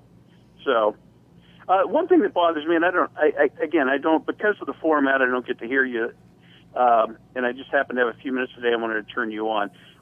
This thought about moving high school football to spring really bothers me. It doesn't bother me them doing it in college because they're one-sport athletes, but to prioritize football, and let's be honest, it's the Ohio High School Athletic Association who would be prioritizing football because it's their moneymaker over all the other sports that they have responsibilities to. Well, yeah, I mean, it's their moneymaker. You answered the question, Tony. Well, that's my point. I've always had an issue. I've had issues with them. I don't want to say issue with them like they need to go away, but they need to have a little more perspective on stuff. Well, they're going to be going away if they don't have high school football, because we had Tim Street on and he flat out said the OHSAA is dangerously close to being a thing of the past if they don't have their revenue for a football playoff. And I asked him point blank, does the OHSAA crumble if there's no football this year? And he said there's a good chance. Yeah, I don't. Let's see how that works out. It'll come back. Things go bankrupt and things come back. So Go ahead and ask the banks and other the areas that we've bailed out through the years. Well, and the presidents who've done it. So, yeah, exactly. So, and tell you how well, never mind. We don't want to go there, Tony. Come on. Hey, one more thing, buddy. I want to talk, and I haven't heard you talk about it, but I'm tired of this asterisk discussion on Major League Baseball. And I don't know what your opinion is, and it'd be more fun if you think everything needs an asterisk this year. But I think it's ridiculous to assert that this season needs an asterisk for the championship. No, there's no asterisks involved. I mean, it's a season that is, it's unfortunate that we have this, but, we are having a season. Now, it's not 162 games. It's not 154 games, but it is a season. And if you play through the season and you go to the playoffs and there is a World Series and a champion is won via the World Series, then by God, that team won the World Series. I don't put an asterisk next to this. Yes, it's not as much fun with you and I disagree. Hey, because here's my argument, and a big Indians fan. Did all the champions through the World Series champions through World War II have to put an asterisk because the Indians didn't have Bob Feller? No, they didn't. Do all the pitching records change after 68 when the mound changed height? No, I'll give you an even better one, Tony. Is there an asterisk next to the World Series champions prior to 1947 when black players and Latino players were welcomed into Major League Baseball? No, exactly. Or when one group of World Series were 154 and the one group of World Series were 162. Yeah, when the Indians lost in 95, it still hurt like hell. whether we would have had an asterisk or not, right? I agree with that. You know, I mean, the Indians losing the 54 World Series, having played 154 games, and the 95 Indians that lost in the World Series, having played 162 games. There's no difference between the two. No, 95 was the 144, wasn't it? Well, no, you're right. You're right. The strike year of 95. You are correct, sir. So there was no asterisk next to the Braves championship, correct? No, there shouldn't be. No, absolutely not. Okay. Just wanted to get that stuff, figured out. Hey, one thing that I saw, and I don't know anything, and I won't even reference the school system, but on July 4th I saw something, and it looked eerily similar to what you would consider a pox party. You know what I'm talking about, chicken pox party, where people bring people together to get sick. Yeah. And it looked eerily familiar to a group. It looked like a whole football team together for one of these for a 4th of July party. And I like to, you know, I don't necessarily like to think evil of people, but there is some devious people out there. You get a group of kids, you get them all sick at the beginning of July, and they don't get sick all the way through football season. Okay. Yeah. Well. No, I saw this group of people together on July 4th, and it looked eerily familiar to an entire football team. Yeah. Well, there's a lot of stuff that's that has been happening in the last month or two that I kind of question. I kind of question the mentality of people in general these days, but that's another story. The one that really I found interesting is the Ohio High School Athletic Association allowing the high school baseball teams to run a season into the summer. Yeah, and truthfully, the Mahoning Valley Baseball League played, and they didn't have any problems. You know, there weren't any. Well, you knew that, and again, I haven't listened to your show much, but you did know that the high school was allowed to play into the spring using high school coaches and affiliated with the high school teams, which is any other year would have been taboo. No, absolutely, but since we didn't have high school in the spring, they determined that, okay, if these kids are going to want to play baseball in the summertime, or you know, if we're going to get baseball, we have to lax the rules a little bit. So that's what they did. Really lax, because I know an 8th grader, and I won't tell you who he was, who got to play with the high school team this summer, where he's going to be going to school next year, which is, again, taboo. You never allow, you lose your eligibility when you generally do that. Yeah, exactly. But because we didn't have baseball in the spring, they had to lax some rules. So, but why allow the 8th grader to play with the high school? Because he finished his 8th grade season, so technically in the summer that kid is a freshman. So it wouldn't really count. So is it a continuation of the previous season, or is it? Or are you considering it what's happening next year, which is when he's being 9th grade? None of these games counted towards anything as far as the OHSA is concerned. So it was just. Oh, they're going to be bankrupt anyway, right? It was just simply getting contact with your high school teams, and in the summer, just like the 8th grade, football players that were 8th grade last year they were freshmen, and they were treated as incoming freshmen for at least the baseball teams that we had here at the Mahoning Valley Baseball League. Hey, I'm not looking for trouble because I'm really close to the 8th grader that was allowed to do it, so I don't want anything to happen to him. But so, hey, Ron, it was great talking to you. What's your cohort's name there? Anthony? Anthony, yep. Great name. Okay, guys, have a great day. All right, Tony, see you.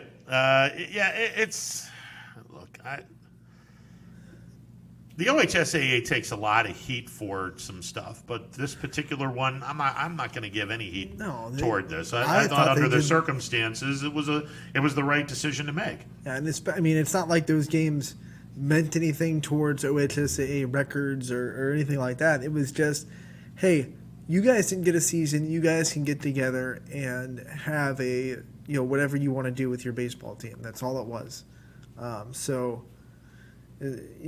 I say props to them because, we kind of screwed you over with spring. You got screwed over by unforeseen circumstances. So we're going to let you have a summer that you want to handle the way you want to handle. And the Mahoning Valley team said, well, let's put together a little season and a little tournament. And they did a good job with it. Haotung Lee is burning up the TPC Harding Park golf course out in San Francisco. Well, not literally.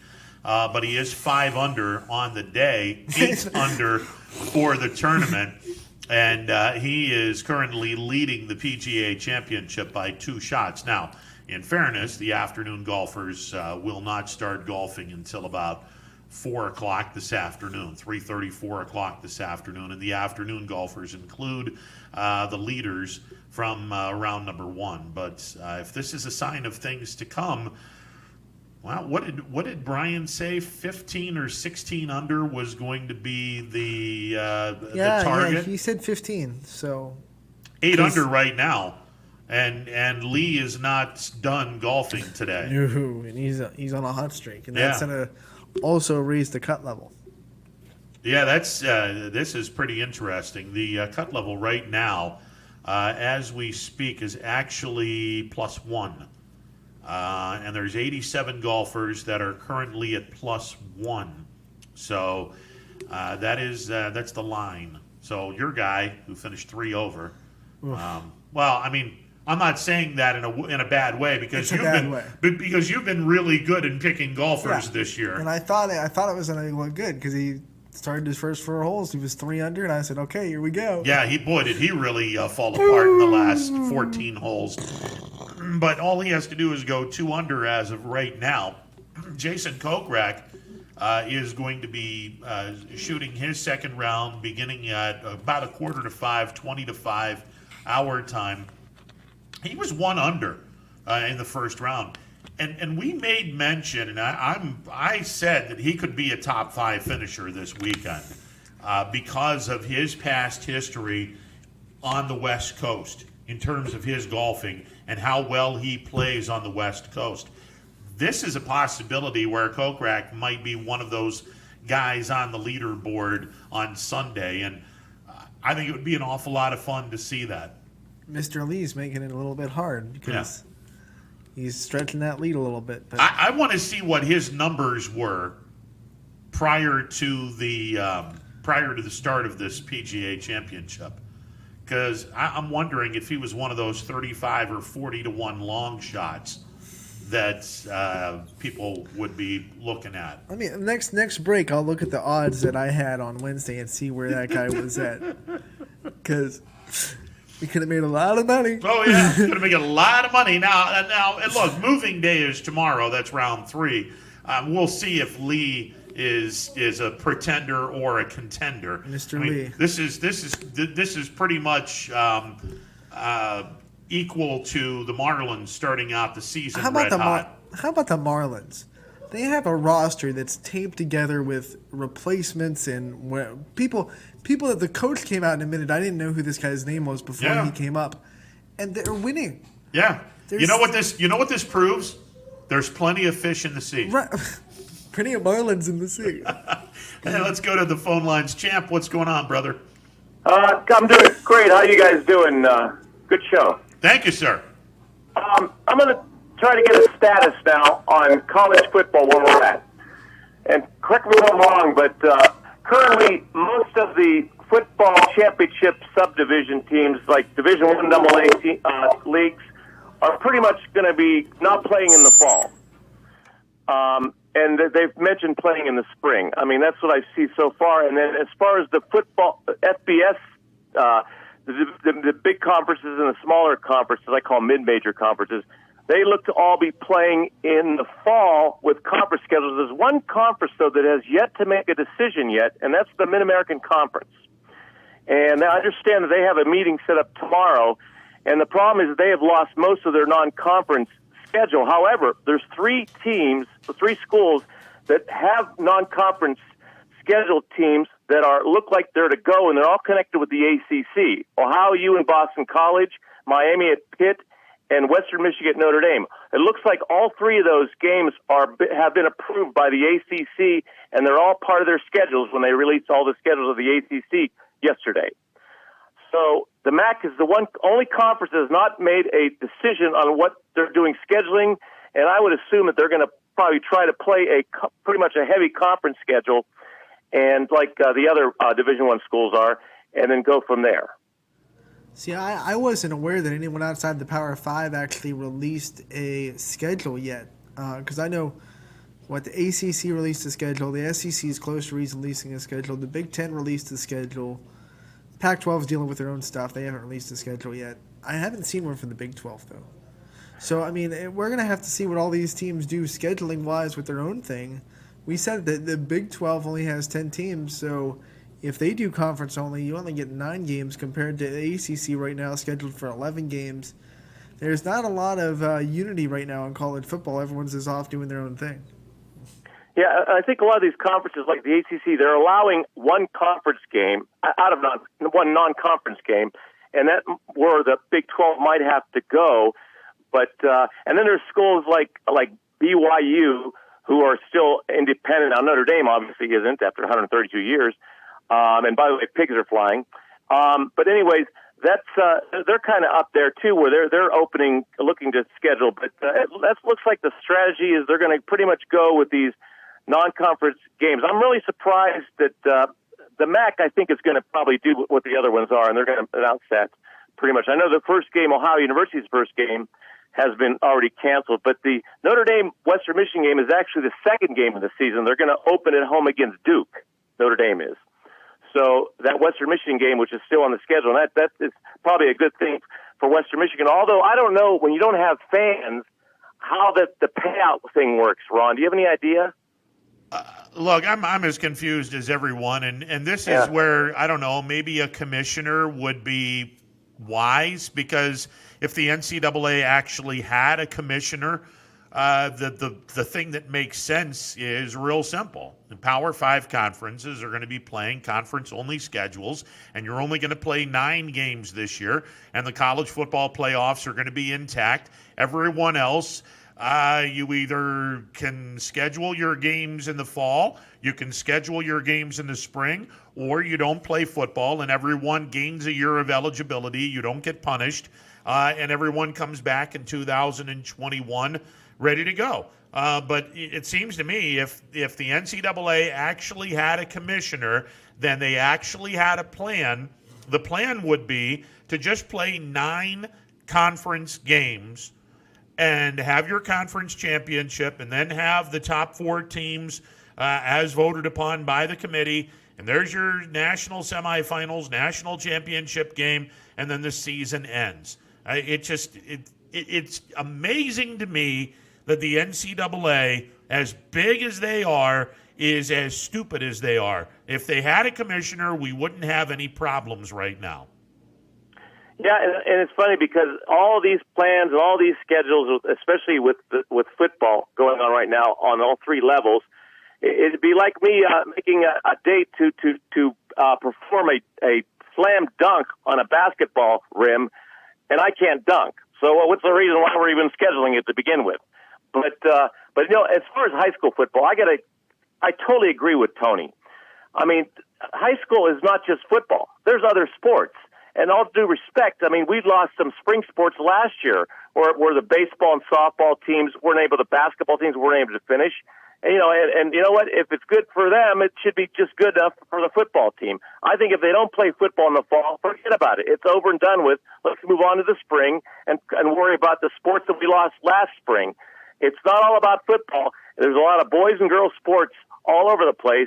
Sometimes we make it all about football, and it shouldn't be like that. And I totally agree with Tony. I think he made an excellent point. Look, I agree with what you're saying. Unfortunately, those other sports don't bring the money in. It's all about the money. The money says it's all about football, and that's the sad thing. I mean, the revenue brings football. That's it. And this state, for whatever reason, worships football more than they worship. And that's such a poor word to say, but they tend to support football way more than any of the other sports. Well, they also cost a lot too to play. Let's keep that in mind.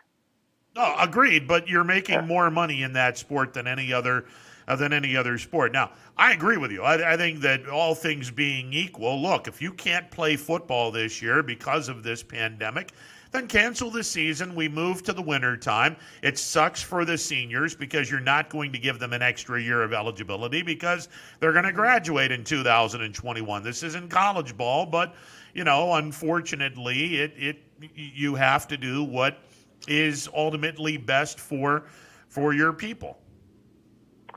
Yeah, it is, and we've talked all summer about how difficult football is going to be. And we haven't even talked about the actual playing the game on the field itself. That might be the most difficult. But I know that this country is obsessed with football Friday, Saturday, and Sunday. But, I always thought this will be the hardest thing to get rid of is football in the fall.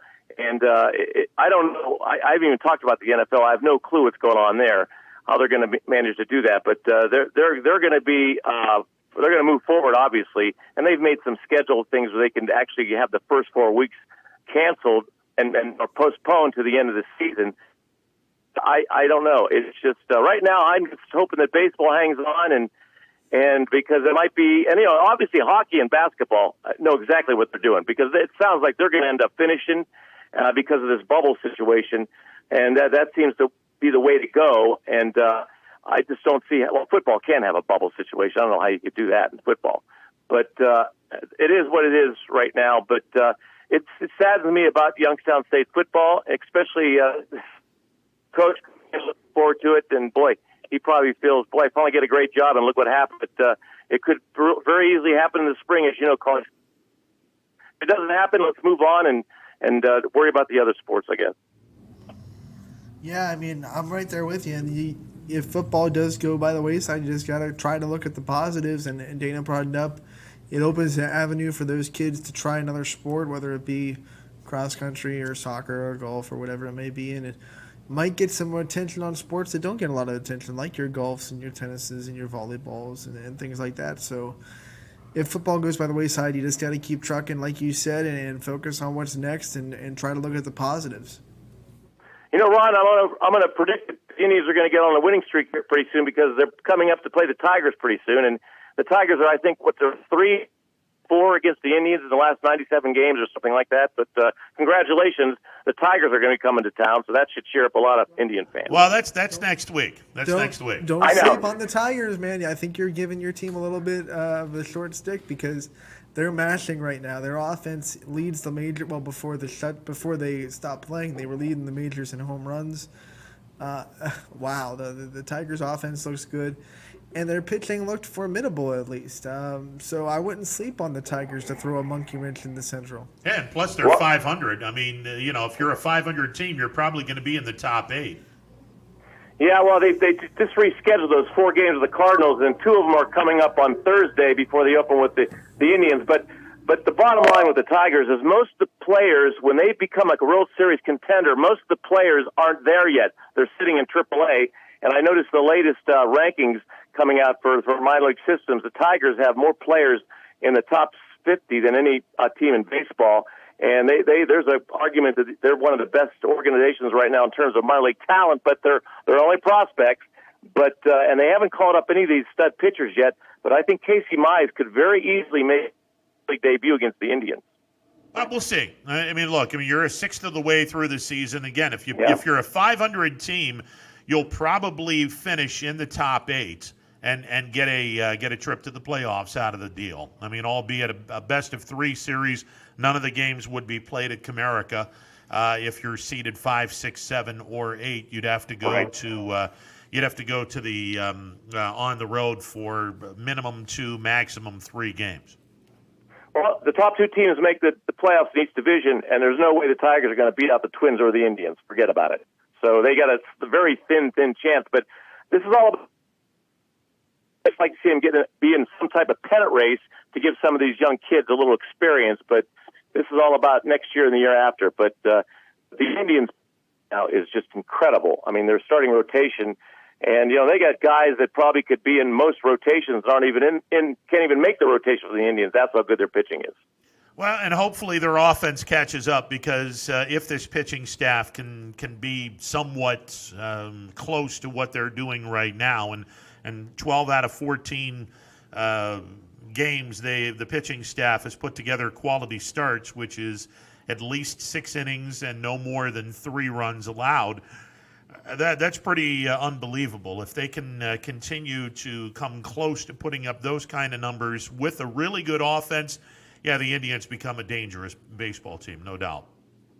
Well, I think if the Tigers were smart, they'd use that same positive test that our governor had, DeWine, before they play the Indians. So they don't have to play those games, in my opinion. Hey, it's not going to be pretty. All I know is the Corona World Series is tied up at a game apiece, and let's see if the Game 3, a.k.a. Game 3, the test, comes back positive or negative. And we don't even know if it's a best-of-5 or a best-of-7. Maybe it's just a best-of-3 series with Governor DeWine.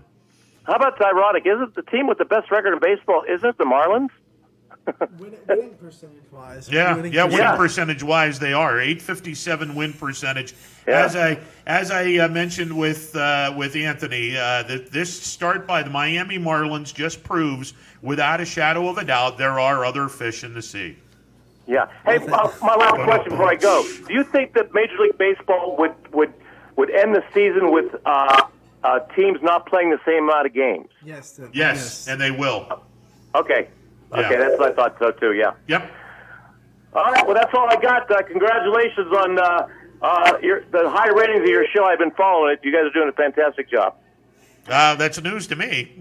Thanks for the call, Champ. I appreciate it. See ya. Yeah, that's news to me. I mean, the quality of the show, obviously. That's to be, that's doesn't even figure into the equation. Of course, the show is very well prepared, and we do a bang up job. But the ratings wise, I don't know any of that stuff. Apparently I don't know any of that stuff. Another phone call. Do we have another phone call? I saw the light go off. Yeah, well, I guess we do. All right, you're on the MP Vivo Heating and Air Conditioning Hotline. What's going on?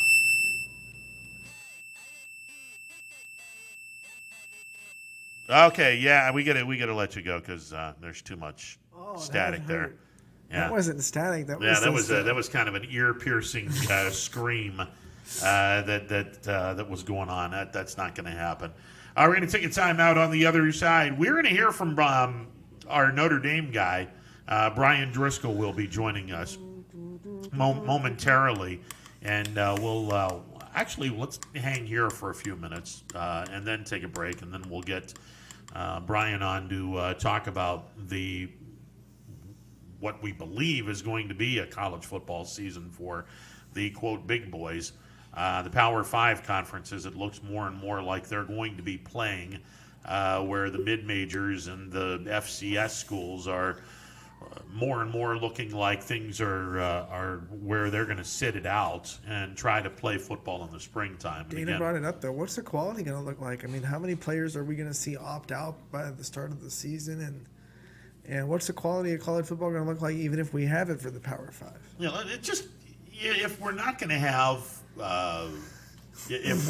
have college football this year or this fall, then go do what the NCAA did with the spring sports athletes and just say, okay, you get an extra year of eligibility, and this is what we're going to do. I don't want to see football in the springtime, especially at Youngstown State. I mean, and this might be an unpopular opinion amongst folks on campus. Maybe President Tressel and the rest of those folks at YSU disagree with this, but this is my personal opinion. I don't want to see football in the springtime because you have 2 programs that are going to be deserving of all the spotlight this year, in the YSU baseball program and the YSU softball program. Not to mention the fact the track and field team historically is a championship contender in the Horizon League. I don't want football to be played in the spring in terms of interrupting any kind of publicity that these teams get. Look, if we can't play football in the fall, then simply give these kids their extra year of eligibility and bring them back next fall to play football. To your point about the spotlight, that burden falls on the media, not the school. I mean, the media is going to have to step up and put attention where attention is due. Absolutely. If that happens. And here's the sad part. And look, I'm not going to throw anyone under the bus. I'm just going to say this is a point of reference. We do things a whole lot differently, not here, but the media in general does a whole lot of things differently in terms of their coverage for football than any other sport. Look, this is not meant to be a slam on anybody. This is just the truth. Football is covered differently in this area. It simply is. Now, this place is the exception because we do plenty of broadcasts for volleyball and boys and girls basketball. And if need be, we'll get into the wrestling business and start calling wrestling games and bowling games and golf outings. And we obviously do high school softball and high school baseball. Tennis, there you go. 30 love. It just, if we don't have high school football, I don't want it in the spring. If we don't have college football, I don't want it in the spring. Just forego it and go the next year. Here's the other thing. If the Power 5 doesn't have it, then the NFL does. You can't have college football in the spring because they're running the same problem. No one's going to play if they have a sniff at the NFL draft. Oh, absolutely. They're not. They're not going to play in the spring. There's no absolutely way. Not. And for those that are sitting back and going, oh, my God, how can we do this? How can we let, 99% of the people survive this, blah, blah, blah. Listen, multi-billion-dollar industries don't just shut their doors down for the hell of it. Major League Baseball, the National Basketball Association, the National Hockey League, the National Football League, they're bending over backwards trying to get a season so they can somewhat get some money. Multi-billion-dollar organizations don't just do that for grins and giggles. There is something to be said about this pandemic. Caveat, I mean, when all those sports shut down, it was right at the beginning of this, and no one knew anything about it. It was just like an overrun of absolute fear, and the NBA shut down because one player got it. Maybe two. I forget. The Oklahoma City Thunder, I think 2 players tested positive, and then the whole league just... And I said it back then. Professionals are easy to shut down and harder to get back up, and the high school is the opposite way. And we saw baseball at the youth level get turned on a lot quicker than we saw professionals. They're hard to shut down in high school, but they're easy to get back up. Well, that's because we don't have a union. Exactly. The kids don't have a union to deal with. And they don't have a commissioner to deal with. So. I mean, it just, you're right. It's easier for the high school kids to get restarted, where the pros, now you have your union and you do some negotiating with the management, a.k.a. the owners, and that sometimes gets contentious. Just look at Major League Baseball and their craziness. Plus, I mean, the logistics are just magnified by 10 when you talk about pros compared to high school. Absolutely. So, like I said, I don't want to see football played in the spring. I mean, if it's going to happen where mid-major college teams are canceled and high school football gets canceled, then so be it. I don't want to see football in the spring because it's going to do more damage long-term than just canceling a season this year. There'd be far more damage long-term if you tried to play football in the springtime from a logistics standpoint. The financial damage, though, of not having a football season? Do you weigh that against... Yeah, I mean, we talked about... Well, obviously you're going to. We talked about priorities. Where's the priority going to lie? Damage as far as the actual football? Well, the money is going to be the biggest priority, which is wrong, but it's true. It's all about the Benjamins, especially if you have companies or entities that are running your organization. There are colleges without football that will drop their other athletic programs because they don't have the money to run them. Absolutely. So agreed. There will be some tough times if they don't play football in the spring, but again, and money is the object. That's going to be more prioritized than anything else. It's sad, but it's true.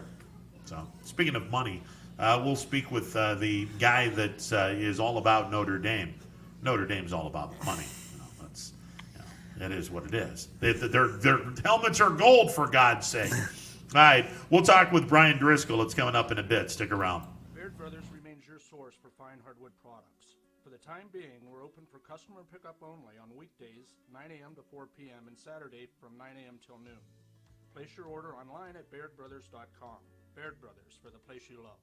Quality, customer service, and integrity. Those are the 4 words that have driven our success since 1957 at Joe Dickey Electric.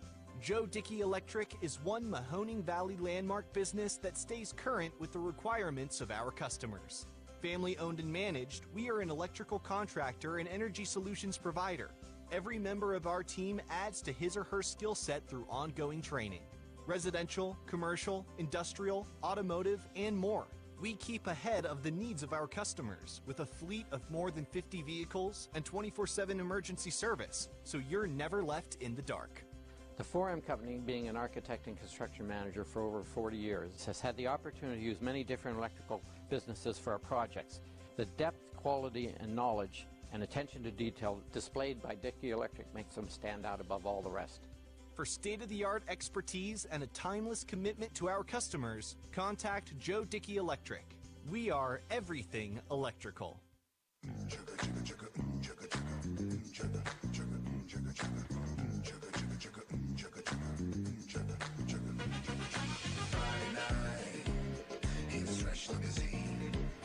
I'm feeling pretty good about myself, like I'm living the dream. Platform shoes, strut down the street.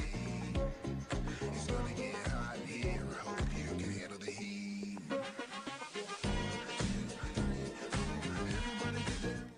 Over the years, you watched us grow, and as we've grown, so has the Myers Family Insurance team. Thanks to all of you who have trusted our families to help you with your Medicare needs. Myers Family Insurance looks forward to helping you now for years to come, so call our family today and remind them how cute we are.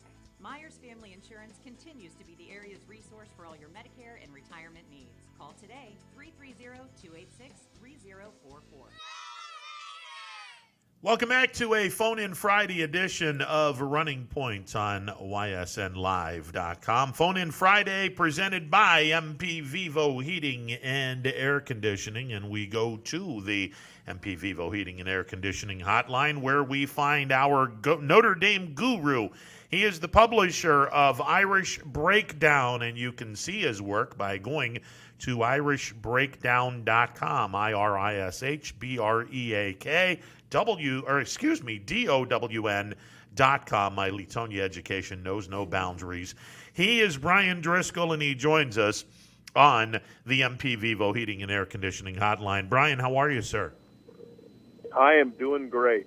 Thanks for having me on. Hey, I got to ask, the ACC stepping up as they normally do, a great relationship that Notre Dame has with the ACC. They are a member of the ACC in every sport, with the exception of football. This year, because of the pandemic and because of the fact that we're probably not going to be seeing college football in most of the mid-majors, and the Missouri Valley Football Conference, as of this afternoon, is set to announce that they're not going to have their college football season or any sports in the fall.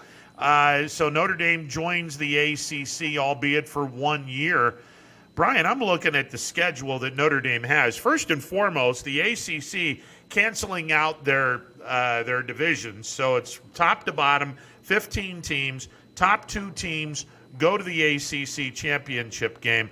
I'm not saying the ACC has done Notre Dame some huge favors, but if you look at the schedule, the ACC has done Notre Dame some huge favors.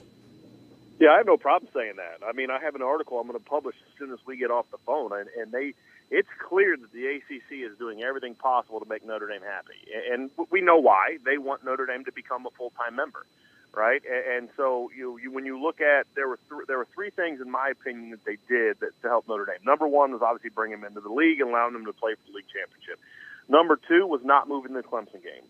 Notre Dame wants Notre Dame and Clemson because it's going to be colder. It's and for all the reasons they like playing home games against Southern teams in November.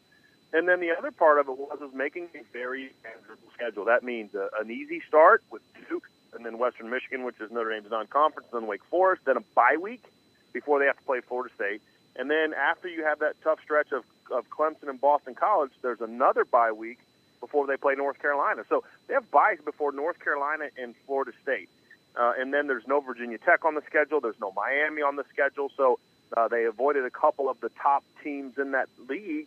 And, I mean, it's a real manageable schedule. It would have been very easy for them to say, hey, you've got to go play Florida State this year or whatever the case may be and make it a little bit more challenging. But they certainly did not do that. And it's just another example of the league doing whatever they can do to make Notre Dame happy in hopes of enticing them to become a full-time member.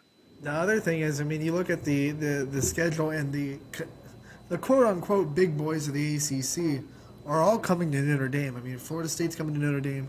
Louisville's coming to Notre Dame. Clemson's coming to Notre Dame. You don't have a lot of tough road games when you look at it in the ACC. That's gotta help the cause too. Oh, certainly. I mean, Pitt's not going to be an easy road game, but that was already scheduled. The only really challenging road game they gave Notre Dame was North Carolina, who a lot of people predicted would win the Atlantic. But North Carolina is a team coming off of a 7-6 record. So, to your point, it would have been very easy for them to throw a road game against Miami in there, a road game against Florida State, against Louisville, but they didn't. And and I think part of it too is it's not only to benefit Notre Dame, but it's also self-serving. Let's be honest about that. Do you guys? I mean, you guys know this. It's a rhetorical question. Can you imagine the TV ratings for a Notre Dame ACC championship game, especially if they're playing Clemson? Through the roof. Those are going to be tremendous. And so, if the ACC can do whatever they got to do, I mean, at this point in time, it's also it's like they're saying to Notre Dame, "Hey guys, we've laid it out for you. Don't blow it." I don't know what else we can do to make it easy for you guys to get in the ACC title game. So go make it happen. Now, and, because again, it not only helps Notre Dame, but it helps the ACC. Well, obviously, and they're all about the ratings. They're all about the money. And let's be honest, Brian, if looking at this schedule, assuming that we have college football and we don't have any hiccups between now and the end of the season, which is a huge assumption, but let's assume that happens. I mean, if Notre Dame doesn't make the ACC title game, if that doesn't start making some changes right now, I don't know what will. There's no question. I mean, and even making the ACC title game, let's be honest, they just have to beat a bunch of teams that they're better than. I mean, and that's what it boils down to. I mean, I think Louisville's going to be a good team this year. I think Pitt's a good team. I think Florida State's very talented. I think North Carolina, has some fun. But Notre Dame has a better roster than all those teams. And it's not really all that close. And they've blown out most of those teams when they've played them in the last couple of seasons. The last time they played North Carolina was a blowout. They beat Florida State 42-13 2 years ago. I mean, so these are teams that Notre Dame has been throttling lately. And, they just got, if they can split against Clemson, that would be a great season, assuming they beat everybody else. But it doesn't require them to beat, a whole lot of – it's not like Alabama, who's got to beat LSU and, maybe Georgia in the SEC title game, or Florida. They got to beat Texas A&M. They've got to beat Auburn. And Notre Dame's got really one legit top 15 team on the schedule. And they may have to play them twice, but that's it. When you look at the ACC, and we just went down all the teams, who do you think maybe a team from the fringe that could throw a monkey wrench into the ACC? And it's one of those conferences, because it's been split over the years.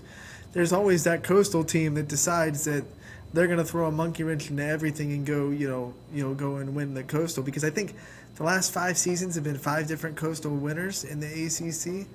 It goes longer than that. 7, maybe. I think it's like 7 years. So what's a team out there that you think maybe has a roster to be one of those monkey wrench teams that throws, a cog in the wheel? I think there's 2. I think one is Louisville, which Louisville was at the disadvantage of going into a normal season. They were in the same division as Clemson, so there was no way, in my opinion, they were going to be able to play for the league championship. Now, since it's just one division, they could still play Louisville and or Clemson and get a rematch against Clemson to play for the title. I love the talent at Louisville. I predicted they would go to a bowl game last year, despite the fact they were 2-10, because I looked at it as similar to Notre Dame's 4-8 season in 2016. You had that Brian Van Gorder effect on the Louisville defense and made it really bad. They had better talent than their 2-10 record showed. A lot better talent. We saw that last year when they went 8-5. Most of those guys are coming back, and very good young coaching staff. So I think Louisville's a team to watch. And another team that a lot of people aren't talking about is Pitt. look, Pitt has always given Notre Dame problems, right? 2 years ago, a not even close to being as good as this Notre Dame team Pitt squad almost beat Notre Dame. The year Notre Dame went 12-0. They have arguably the best defensive line that Notre Dame is going to face coming back. They have 3 guys that combined for over 30 tackles for loss and about 19 and a half sacks last year. And their best sack guy from 2 years ago, who missed last season, is also coming back. And their offense is going into year 2 of the Mark Whip system, which I think is going to allow them to take a boost. So I really like the talent at Pitt. I like the depth. I think they're good at positions that could give Notre Dame problems, which is along the lines. Notre Dame's going to have a much harder time dominating the line of scrimmage against Pitt than they are a lot of other teams on the schedule. Brian Driscoll, our guest, he is the publisher of Irish Breakdown. You can see his work. He does a phenomenal job. IrishBreakdown.com. Brian, the end game is obvious for the ACC. They want Notre Dame to be a member, full-fledged member of the Atlantic Coast Conference, and they want Notre Dame to be in the football conference where they would be separated. They'd separate Clemson and Notre Dame, and obviously putting Notre Dame in the ACC would give the ACC a pretty darn good football program. The chances of that happening are pretty remote, but let's assume for a second that the chancellors and the powers that be at Notre Dame decide that, hey, this might very well work.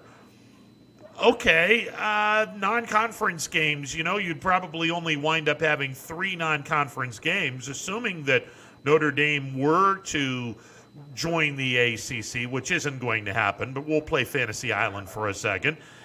What 3 non-conference games would Notre Dame keep? Navy, SC, and Stanford?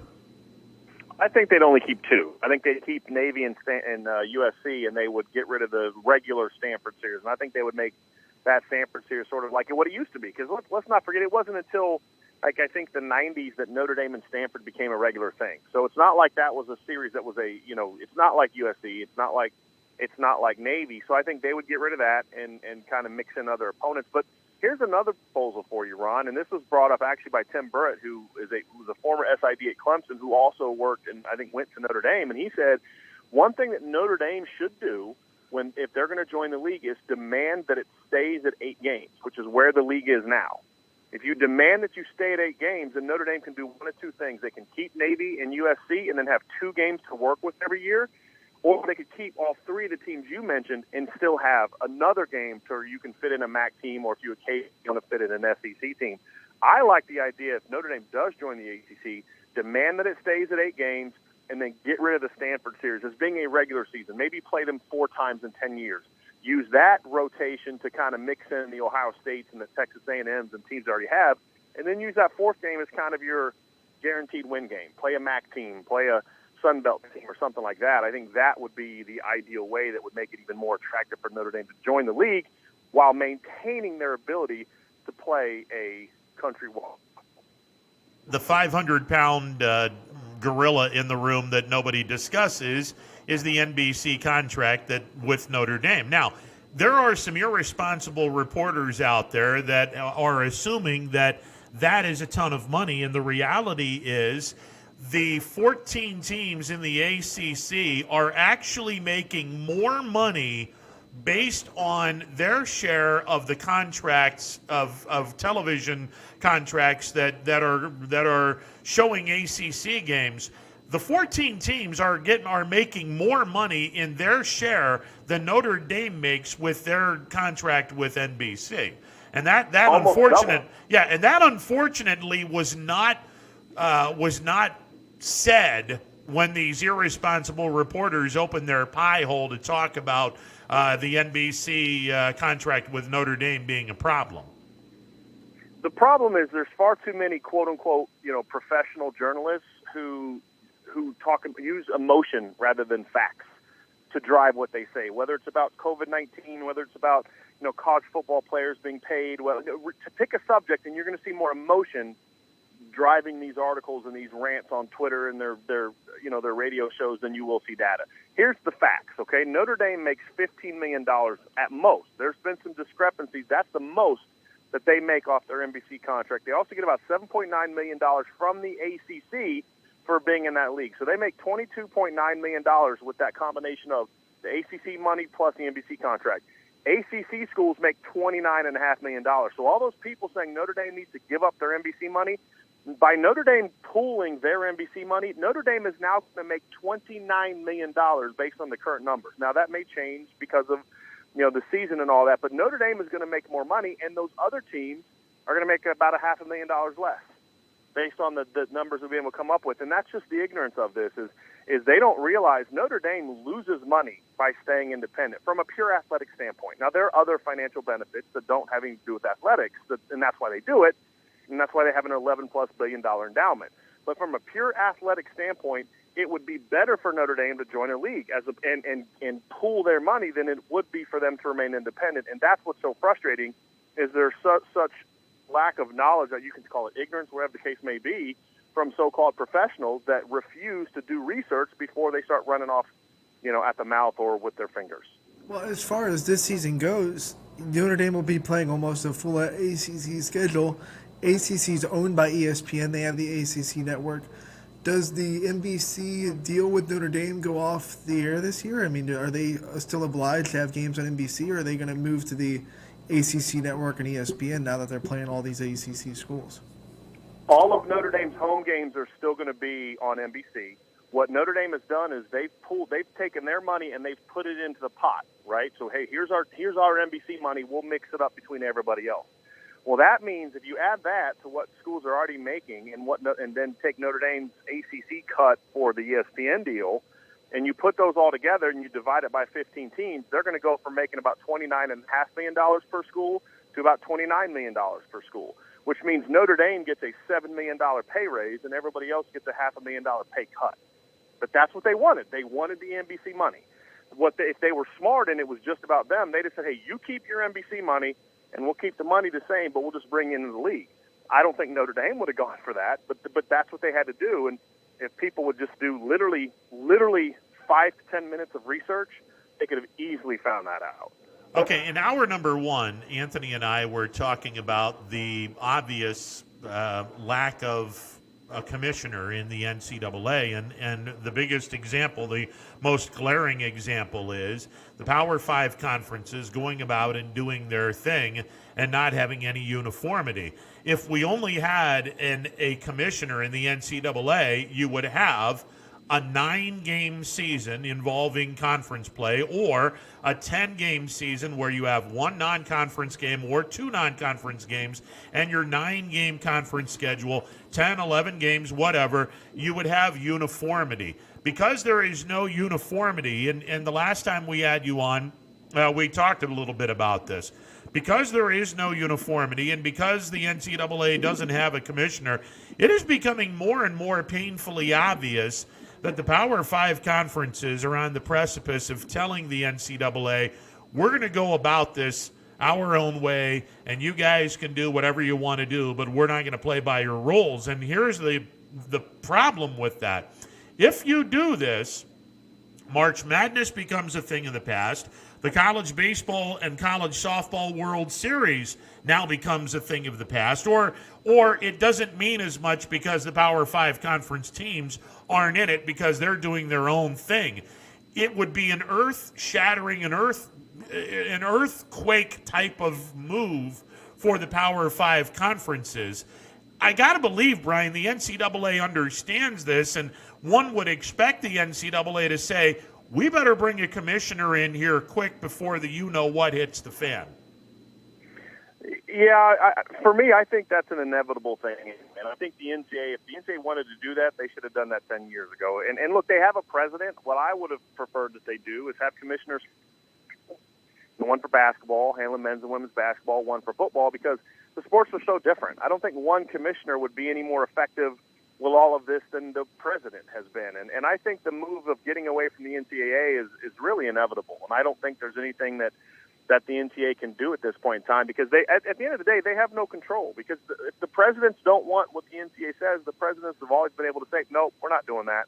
Sorry, it's not going to happen. And I'm not someone who necessarily cares about uniformity. Look, because the reality is, you play 9 teams, and if you're in the Big Ten East, your 9-game conference schedule is going to look a whole lot different than the 19 conference schedule for a team in the ACC Coastal, for example. You know, so the difference in the league quality is always going to create some discrepancy. So, you know, in an ACC, I don't care if the ACC plays the same number of conference games as teams in the Big Ten or not. But I think that the NCAA has provided a uniformity of overall rules, and I think a commissioner should come in and do the same thing. But I think leagues have always and should always have some autonomy in regards to how they want to set up their seasons. I personally don't have a problem with that. So, you know, I think the notion that you brought up, though, is the Power 5 breaking off would be like all the other alignment we've seen in the last 20, 30 years, Ron, and it's all about football. And that's the unfortunate thing, because we've seen the Big East, you know, go away, which was a phenomenal basketball conference. We've seen Maryland, who should be in the ACC, now in the Big Ten. Why? Money, football money. That's it.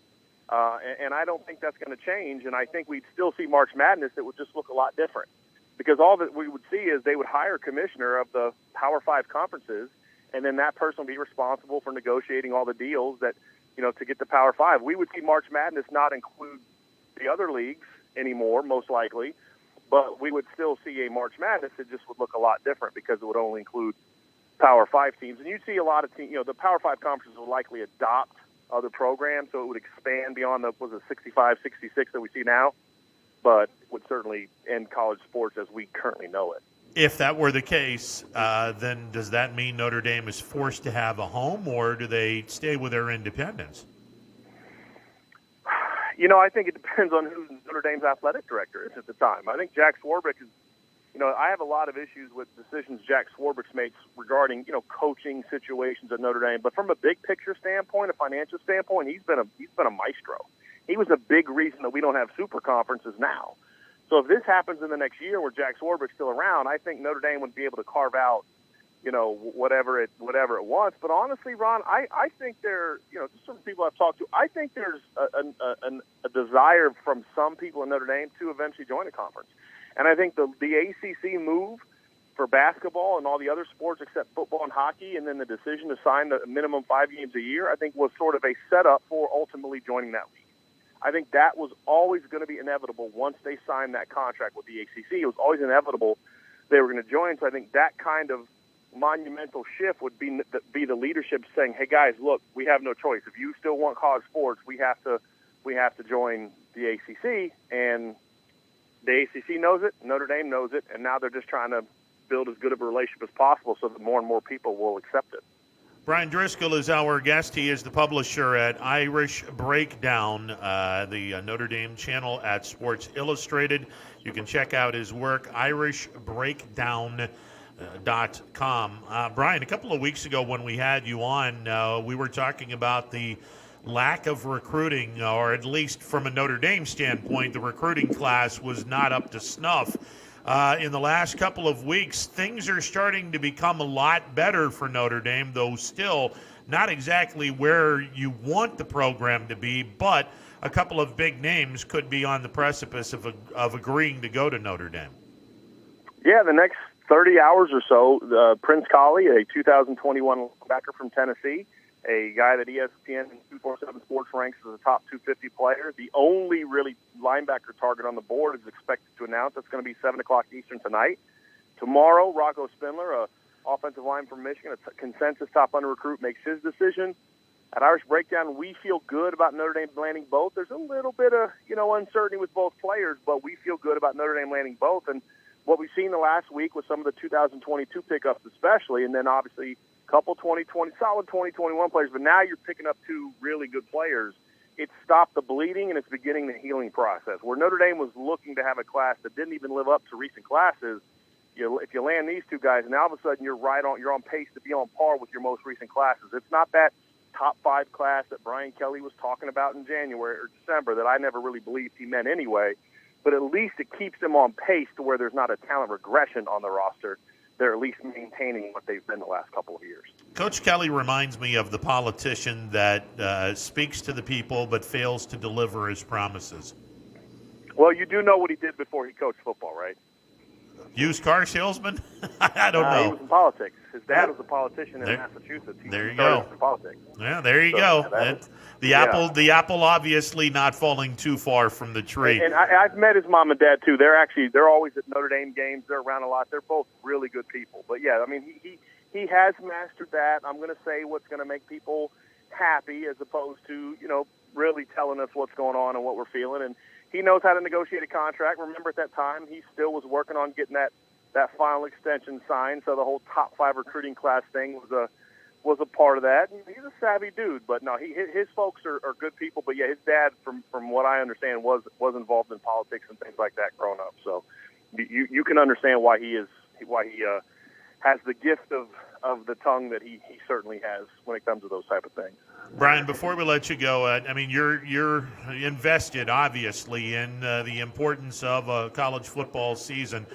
With everything going on, in your mind, your opinion, what are the chances of college football being played start to finish, no interruptions and no outbreaks of any major kind? Ron, honestly, I can't answer that because it's just so much of this is not being driven by actual data. So much of this is because we have a presidential election coming up. There's uncertainties about long-term effects because it is a novel coronavirus. So we're just seeing such different responses by different people, and it's hard for me to really say, hey, look, here's what we're doing, and as the data comes in, people are making these reasonable, responses and answers, and we're not seeing that. We're seeing, the data comes in, and 5 different people have 5 different reactions to it. So when you look at the fact that all these teams come from all over the country in different states and different leadership in different states and different programs, it's impossible for me to give you an educated guess. I'm hopeful. It's the best I can tell you. But, whether or not that actually happens, we'll see. I'm knocking on wood right now, but we'll see how that goes. But I wish I could give you a better answer than that. But I mean, it would literally just be a pure guess. It would be a wonderful thing if things weren't politicized in this country. I'm just saying Yes, it would. Yeah, it would be wonderful. Yes, it would. It would be wonderful if we didn't politicize every little thing in this country. It's disturbing to say the least. Brian, always a pleasure. Looking forward to getting the story. Again, you're going to be throwing that story out on IrishBreakdown.com in the next hour or so. Coming up in the next 20, 30 minutes, I'm going to have just my initial thoughts of the ACC schedule, just some little tidbits in there, about what it means, and just an overview of why I think this is another example of the ACC really trying to bend over backwards to make life good for Notre Dame and to help out their bottom line. Should be all kinds of fun. Look forward to reading it very shortly. Thanks for your time, Brian.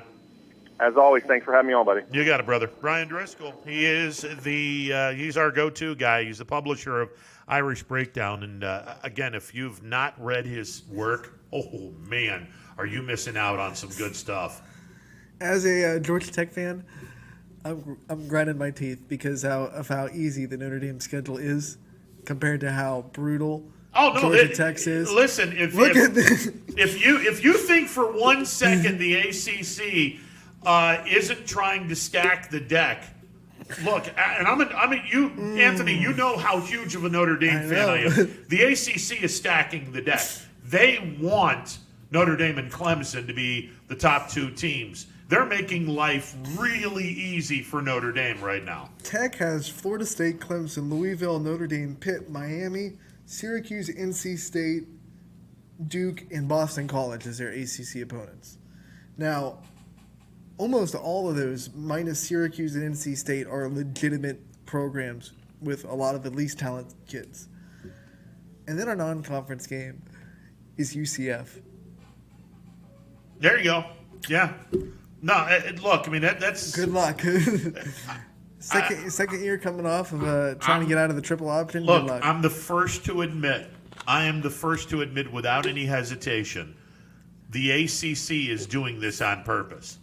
They want Notre Dame to join the league. They have bent over backwards wanting Notre Dame to be comfortable with the ACC to the point where they have Notre Dame as the 15th team to join the ACC. Then they'll bring some other team to be the 16th team, and there you go. And they desperately want a competitive ACC title game. Absolutely, they do. And they don't want a 7th ACC Coastal team in the last 7 years. I mean, I think it's 7. I think it's 7 different ACC Coastal winners in the last 7 years.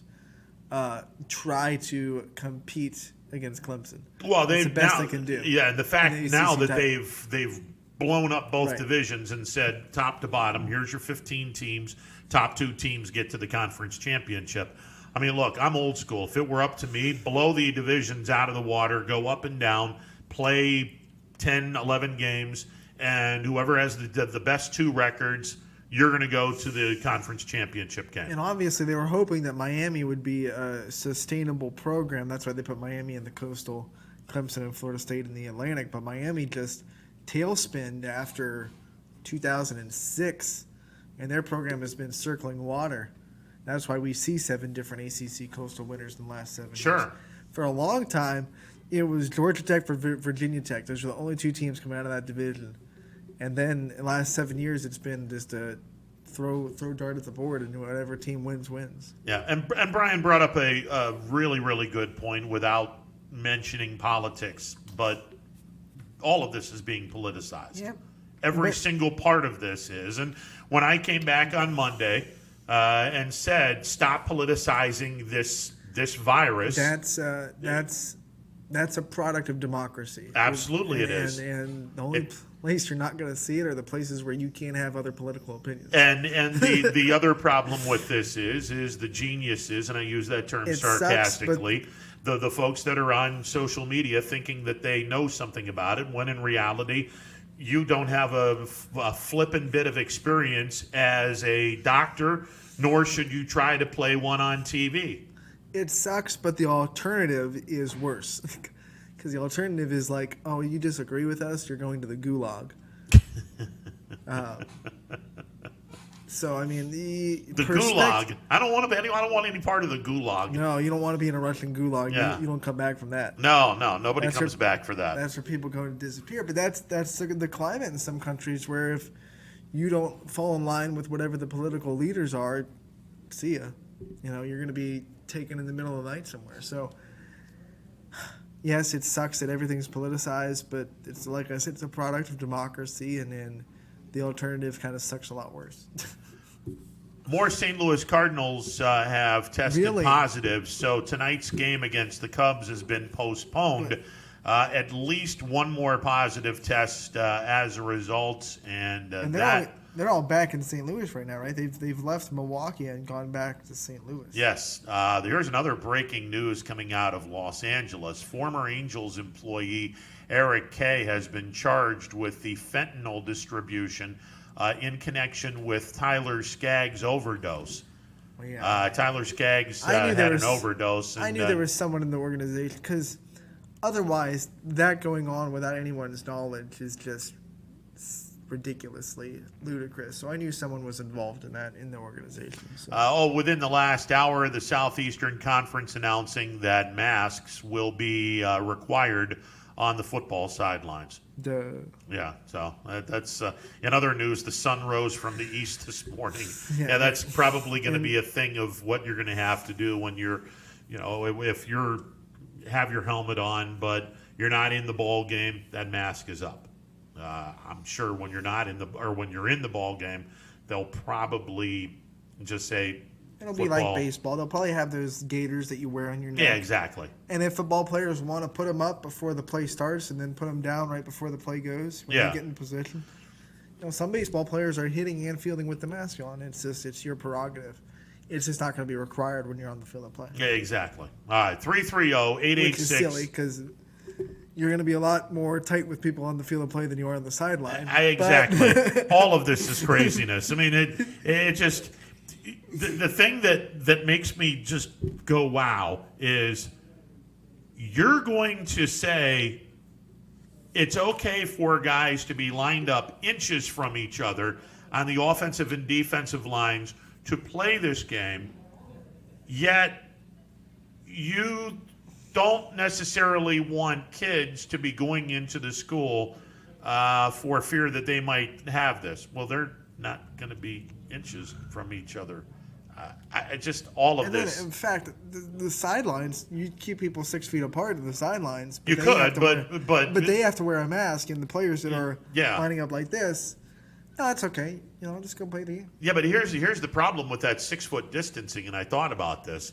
If you're going sideline to sideline and you're going horizontal instead of vertical, if you're 6 feet from someone, unless you're going this way, where the front of the sideline, and now you have to be 6 feet behind this guy to the back of the sideline, and you have 2 players like this, 2 yards down the field, 2 more players like this, 2 more yards down the field, 2 more players like this, because it's 6 foot of social distancing. Wouldn't you just kind of checkerboard them so you have one player here, here, here, here, here, here, here? Yeah, but how many? When you have a sideline from 30 to 30.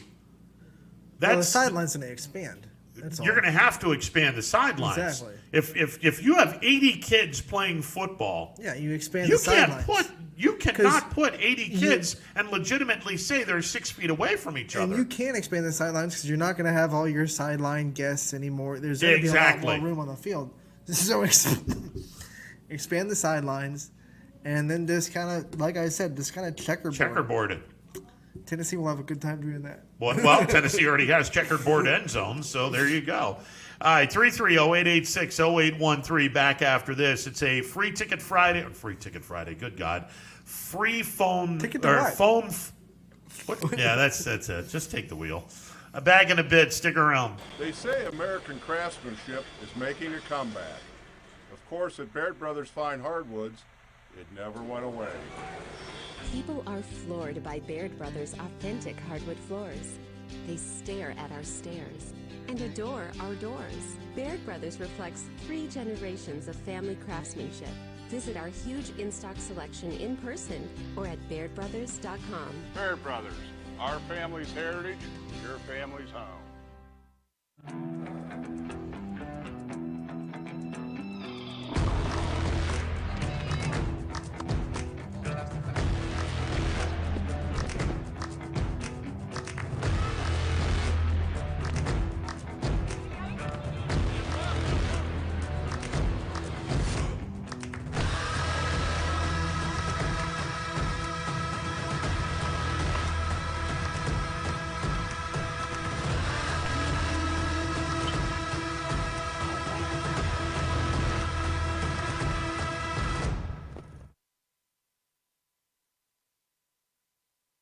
Planning a project around your home or rental property? Trust the electrical service to the local experts with 62 years of serving the Mahoning Valley. Joe Dickey Electric is your local go-to source for responsive, reliable residential electrical work. From everyday maintenance and repairs to new installations, electrical upgrades, and safety inspections, no job is too big or too small. Call Joe Dickey Electric today, 800-549-3976, or visit DickeyElectric.com.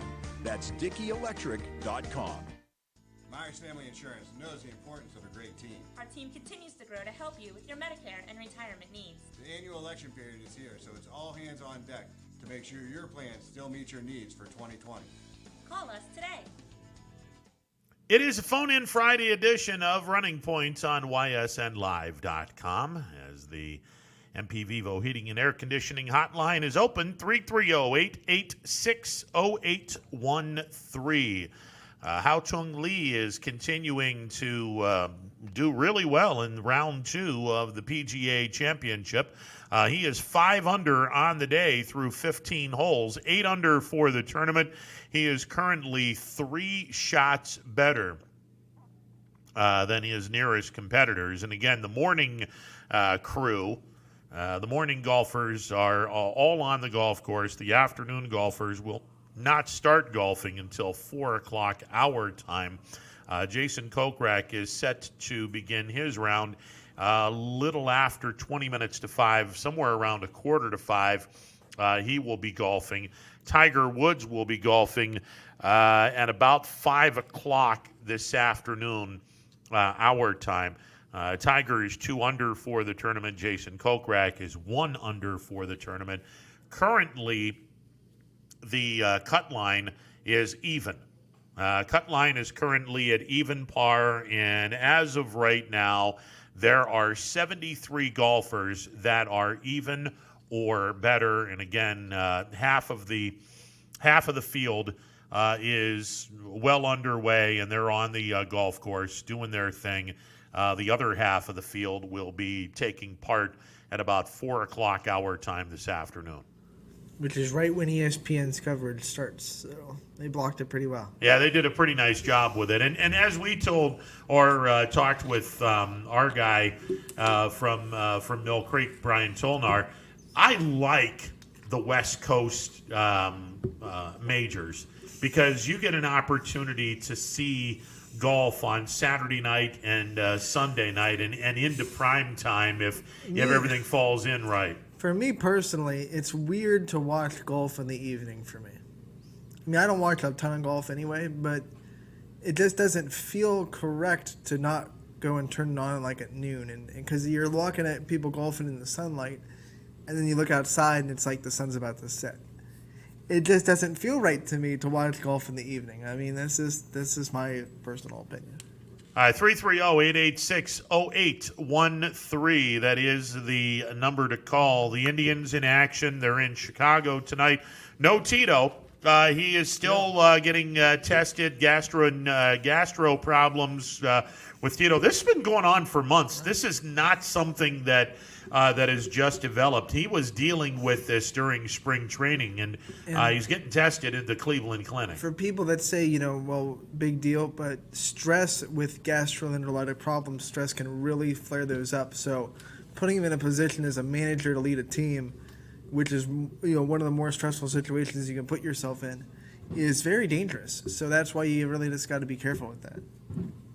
So the Indians looking for their 9th victory of the season, 8-6 on the campaign. Savali on the hill for the Tribe. Dylan Cease will be on the hill for the White Sox. That game starts at 8:10 this evening. The Tampa Bay Rays, who are off to a disappointing 5-7 start, they get the Yankees this weekend in Tampa. The Tanaka is on the hill tonight for the Yankees. Mr. Snell is on the hill for Tampa Bay, the guy that didn't want to play to begin with. I want him to get rocked so hard. No, under the circumstances, I would, but I still think if Tampa's going to win this division, they're not. Being that the season's only 60 games, you better take 2 out of 3 or all 3 from the Yankees in this series. Otherwise, you already have a mountain to climb. You're 4 games out of first place. You better take 2 out of 3 if you have any plans to reel in the New York Yankees. You better take 2 out of 3. Yeah, I'm sorry, Ron. I don't see it happening. Well, here's the thing, and I'll continue to say this: the Yankee start is a mirage, because other than Garrett Cole, this rotation is absolute dog garbage. It's okay. In a 60-game season, you can have a mirage start and you'll be fine. Absolutely. Yes, absolutely. As long as your starting rotation is okay, and you can start out really hot and wind up in the playoffs. Look, the Miami Marlins might be the classic example of that. If you go 23-7 in 30 games, you're set. Yeah, absolutely. I mean, unless you go 5-25 the final 30 games, I mean, yeah, you're absolutely set.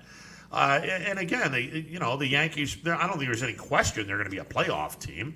There's no question about that. If they're not in the top 8, oh my God, can you imagine what the Steinbrenner family would do if this team's not in the top 8 after a 9-3 start? Right. Nobody would be left. Everyone would get traded. The manager would be fired, and everyone would pretty much be run out on a rail. They'd pull the Pirates, where they just completely take everyone out. You're all gone, and replace everybody. By the way, speaking of the Pirates, they're at home this weekend taking on the Tigers. So, champ, your team might jump over 500. Tigers haven't played in a week, so that's true. Cool on the hill for the Bucks. They're coming off that really nice win over the Twins. That was a good win for the Bucks. Let's see if that starts something for the Buccos. Cool actually has pitched well in his brief appearance with the Pirates. Was he the one that really shut down the Cubs offense not too long ago, yes, where they had to win in extras? Yes. Yeah. So the Pirates home to the Detroit Tigers, and your Royals are playing the Twins. Playing Minnesota, but Yeah. they rocked Chicago Cubs pitching last night. Boy, did they ever. I mean, the Chicago Cubs had arguably the best rotation in baseball up to that point. It was them and the Indians were both just mowing people down, and the Royals. I mean, I knew it was going to happen eventually because when you look, I mean, the broadcast for the Royals are always looking for something positive to say because it's a 3-9 start, so you got to say something. Sure. The Royals led the majors in hard hit balls, which are balls that are coming off the bat at least 95 miles an hour. So, and then they also lead the majors in doubles. So they were putting themselves in positions to run, and they finally got all their balls to find gaps and find holes and go over the fence last night. And hey, hopefully it starts something. Yeah, you can hit the ball hard, but if it's at someone, right? But well. You gotta think that if you keep hitting the ball hard, eventually the universe is gonna flip and those things are gonna fall, and that's what happened last night. It seemed like every time they hit the ball, it found a gap or it went over the fence. So. All right, 12 games into a 60-game season is 20% of the season. So a fifth of the season is gone in Colorado. Colorado Rockies are currently the best team in the National League West. They have a 9-3 record. The the Miami Marlins, they have not played nearly as many games. They've only played 7 games. Marlins are back to playing baseball again. These are the two teams in the National League that have surprised everyone. Well, especially the Marlins now. How good is it for baseball that the Marlins are not just competing, but they're winning after that outbreak? Because that kind of proves that the competitive integrity during even a huge outbreak that we hope never happens again doesn't even touch the Cardinals outbreak, because I think Cardinals have 9 now. Yeah. Which is half of what the Marlins have. Exactly. The huge outbreak does not necessarily hurt your competitive integrity because the Marlins are having a patch job roster go out and win games. The manager said it. He said there were some guys that he didn't even know before they came into the clubhouse. Like, he didn't even know their name. And they're still out there winning. So impressive by the Marlins, and it's really good for baseball because that means that competitive integrity clause that the commissioner has in his memo, it doesn't have to be met. So. Okay, so which team has the better chance at becoming one of the 8 teams into the postseason in the National League? The Rockies or the Marlins? The Rockies or the Marlins? Rockies. Simply because their roster isn't put together by duct tape, and eventually you got to think that law of averages might happen to Miami, where there's players, no one has a tape on them, but someone's going to adjust to them and kind of slow them down a little bit. Yeah. At least the Rockies roster is intact. See, I'm going to go the opposite way, and I'm going to say the Marlins because of what you just said.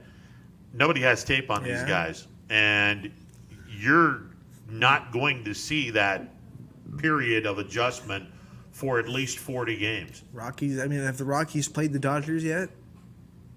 I don't know if they have or not. I mean, you got to play them 10 times. Right? Yeah, well, you got to play them 10 times. That's why you got to play the You got to play the Dodgers 10 times. You got to play the Padres, who are playing really good. Who are playing some fun baseball 10 times. Marlins, they only have to worry about the Braves, maybe. I mean, the Nationals. So they're both in a tough spot. Yeah, they are. But the Marlins have.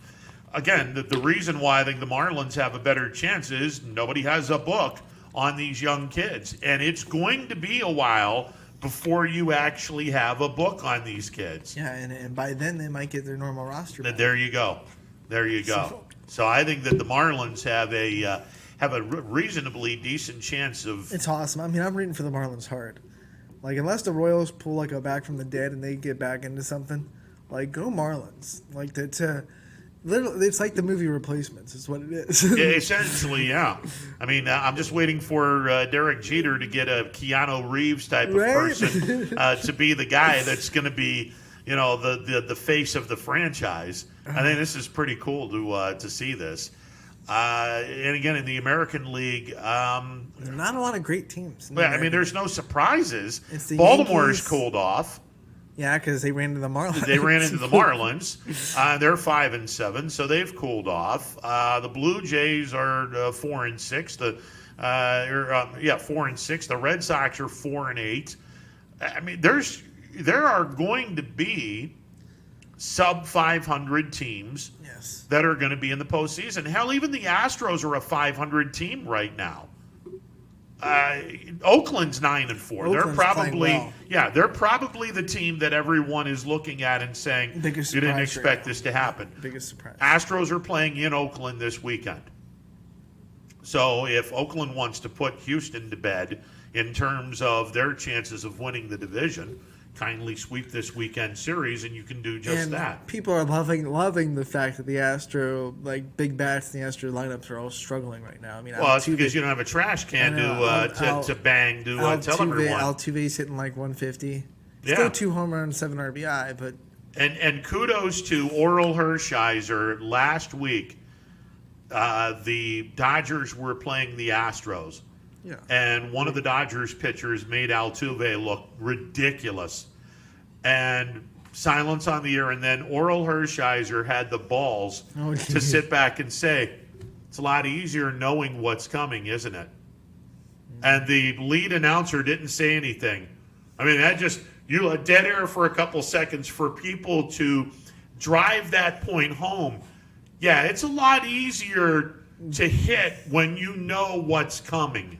And I have the utmost respect for those guys. Not respect, but I respect their ability. Altuve, I think he's still a great hitter. Sure. The averages are going to go up for him because he's just too good.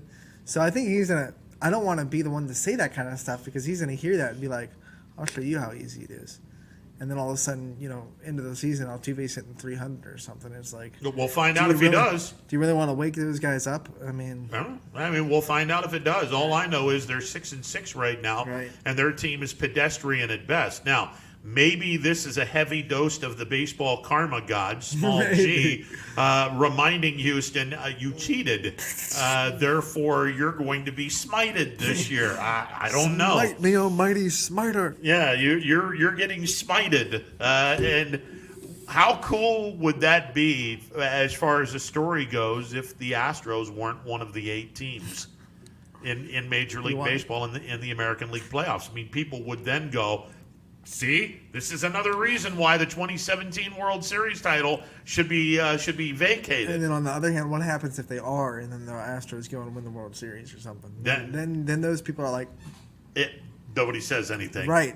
Yeah, exactly. I just think if you're a fan of hating the Astros, you're in your glory right now. It's got to be hard to be an Astros fan during all this because at one point, like, you're an Astros fan, but then it's like, how do I really justify that or say that was okay? It's like, I don't know any Astros fans, so I haven't even had the chance to ask anyone, like, what's it like going through that, knowing that your favorite team cheated, players you root for cheated, but, it's like, you still got to root for them because they're your team. Here's the other part of this, which, it's unfortunate that he's the manager of this team, but Dusty Baker, who's taken so much grief from Nationals fans when he was the manager because they underachieved, from Cubs fans who still to this day, I don't even know how the hell this was thrown in and accepted by Cubs Nation. If you ask a Cubs fan about Dusty Baker, the first thing they will say to a fan base is, well, he ruined Mark Pryor. As if Brian Giles knocking him down shoulder first had nothing to do with the fact that Mark Pryor ended his baseball career. That had nothing to do with it. It was all Dusty Baker. Just mind-numbing how people can be that stupid. Well, Cubs fans are a different breed. Well, they're in the 108 years of feeling sorry for themselves, and they finally win a championship. This just in. Your story's now over. You've won a world championship. Now you're an irrelevant franchise. In terms of your story, you don't have a story now. I say they're leading the NL Central. So absolutely, they are. They're a talented team.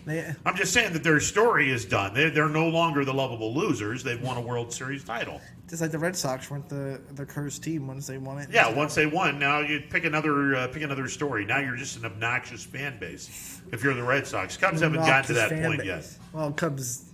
They haven't gotten to that point yet, but they're not obnoxious, but they're definitely a different breed. They're a different breed ever since they won the World Series, no doubt. Before, I mean, you're talking about the people that sent death threats to a guy because he reached over the wall and caught a ball. Yeah, I mean, like they went hard on that guy. In a world Have you of seen the documentary on him? Oh, absolutely. Oh, in it's a world of cutouts, I would have paid money to have Steve Bartman's cutout right next to the wall down the left field line. I would have just sat. I would have sat back. I would have sat back and said, "Here's $1,000. I want Steve Bartman, the headphones in his ears, and I want his hand right by the railing on down the left field line. Here's $1,000." Can you imagine what the people with the Cubs would have? How much money would it take for the Cubs, the organization, to say, "Okay, yeah, we'll allow a Steve Bartman cutout with the radio headphones and an arm, a cutout of his arm, close but not on the railing down the left field line." It'd be funny, like if the Cardinals did that, like during their series with Wrigley, they went and went and bought that, right? Yeah, I think it would be phenomenal. I think it would be absolutely phenomenal if someone did that. Man, that would bring some spice into baseball, and then people would be like, "Oh man, that's Bartman down the left field line." 330-886-0813. We're back to wrap it up after this. Stick around. Hey, my Ohio friends, it's Mike Ditka, and I know great talent and heart when I see it. I can tell you from firsthand experience, there are average real estate agents, then there are true champions. Kelly Warren is one of those champions, and you have her right there in your own backyard. Kelly outmarkets and outsells every agent in the Mahoning Valley. If Kelly can't sell your home at a price and deadline you agree to, Kelly will buy it. Get your home sold. Call Kelly Warren today at 717-2689 or go online to kellysoda.com and start packing. You can feel it. Baird Brothers' traditional craftsmanship. You can see it. Baird Brothers' timeless style. And you can afford it. And find everything at BairdBrothers.com. Baird Brothers Fine Hardwoods is real hardwood, yet beautifully affordable. Floors, moldings, interior doors, bar rails, and stair parts. All within your means and without a care. Start at BairdBrothers.com. You have made it. Your home.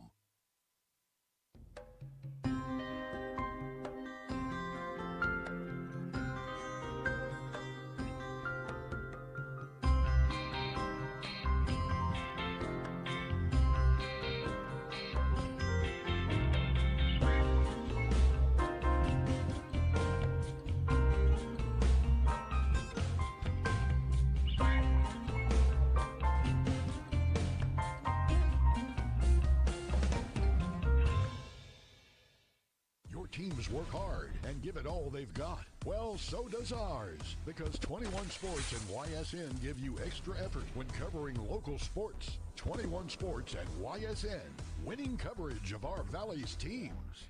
All right, we're set to close up shop on this Friday edition, phone-in Friday edition of Running Point, presented by MP Vivo Heating and Air Conditioning.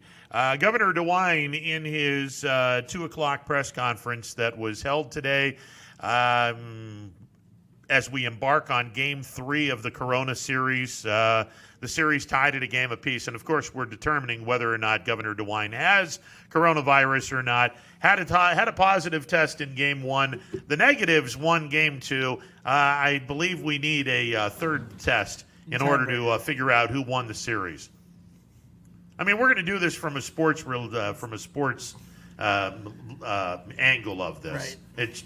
But in all seriousness, Governor DeWine saying today during his 2 o'clock press conference, he and his office are going to offer more insight and guidance regarding sports next week. So it would appear next week might be the time we start hearing stuff. Can you imagine if he was positive and the uproar that would happen, because at least publicly he was doing everything right. He was wearing a mask. Everyone around him was wearing a mask, and then he still got it. And then all those people that think that, the wearing the mask doesn't really do anything or whatever would have ammo to kind of put in their cannons, and then the mess that would cause if the governor had COVID-19. And then it's just as big of a mess as a false positive, because now everyone's saying, how trustworthy are these one positive test results that are going to shut down everything that we want to do? It could just as easily be a false negative. It happened to the governor. It could happen to my kid. Absolutely. I mean, false positive, false negative. Right. I mean, everyone talks about false How positive. trustworthy What are about these- a false negative? How trustworthy are these tests? Yeah. That's why you're going to have a best of 3 test series. So It's an here's the international rubber tiebreaker. game, and then we'll have the tiebreaker, and then we'll go from there. Good Lord. What a mess. Running point is coming up. So from according to the governor, he's going to start paying more attention and start making decisions in terms of what sports is going to be like in the state of Ohio. It would be guidelines and recommendations. Yeah. So next week they'll get to that. So there you go. Have a great weekend, everyone. We will talk on Monday. Running point coming up.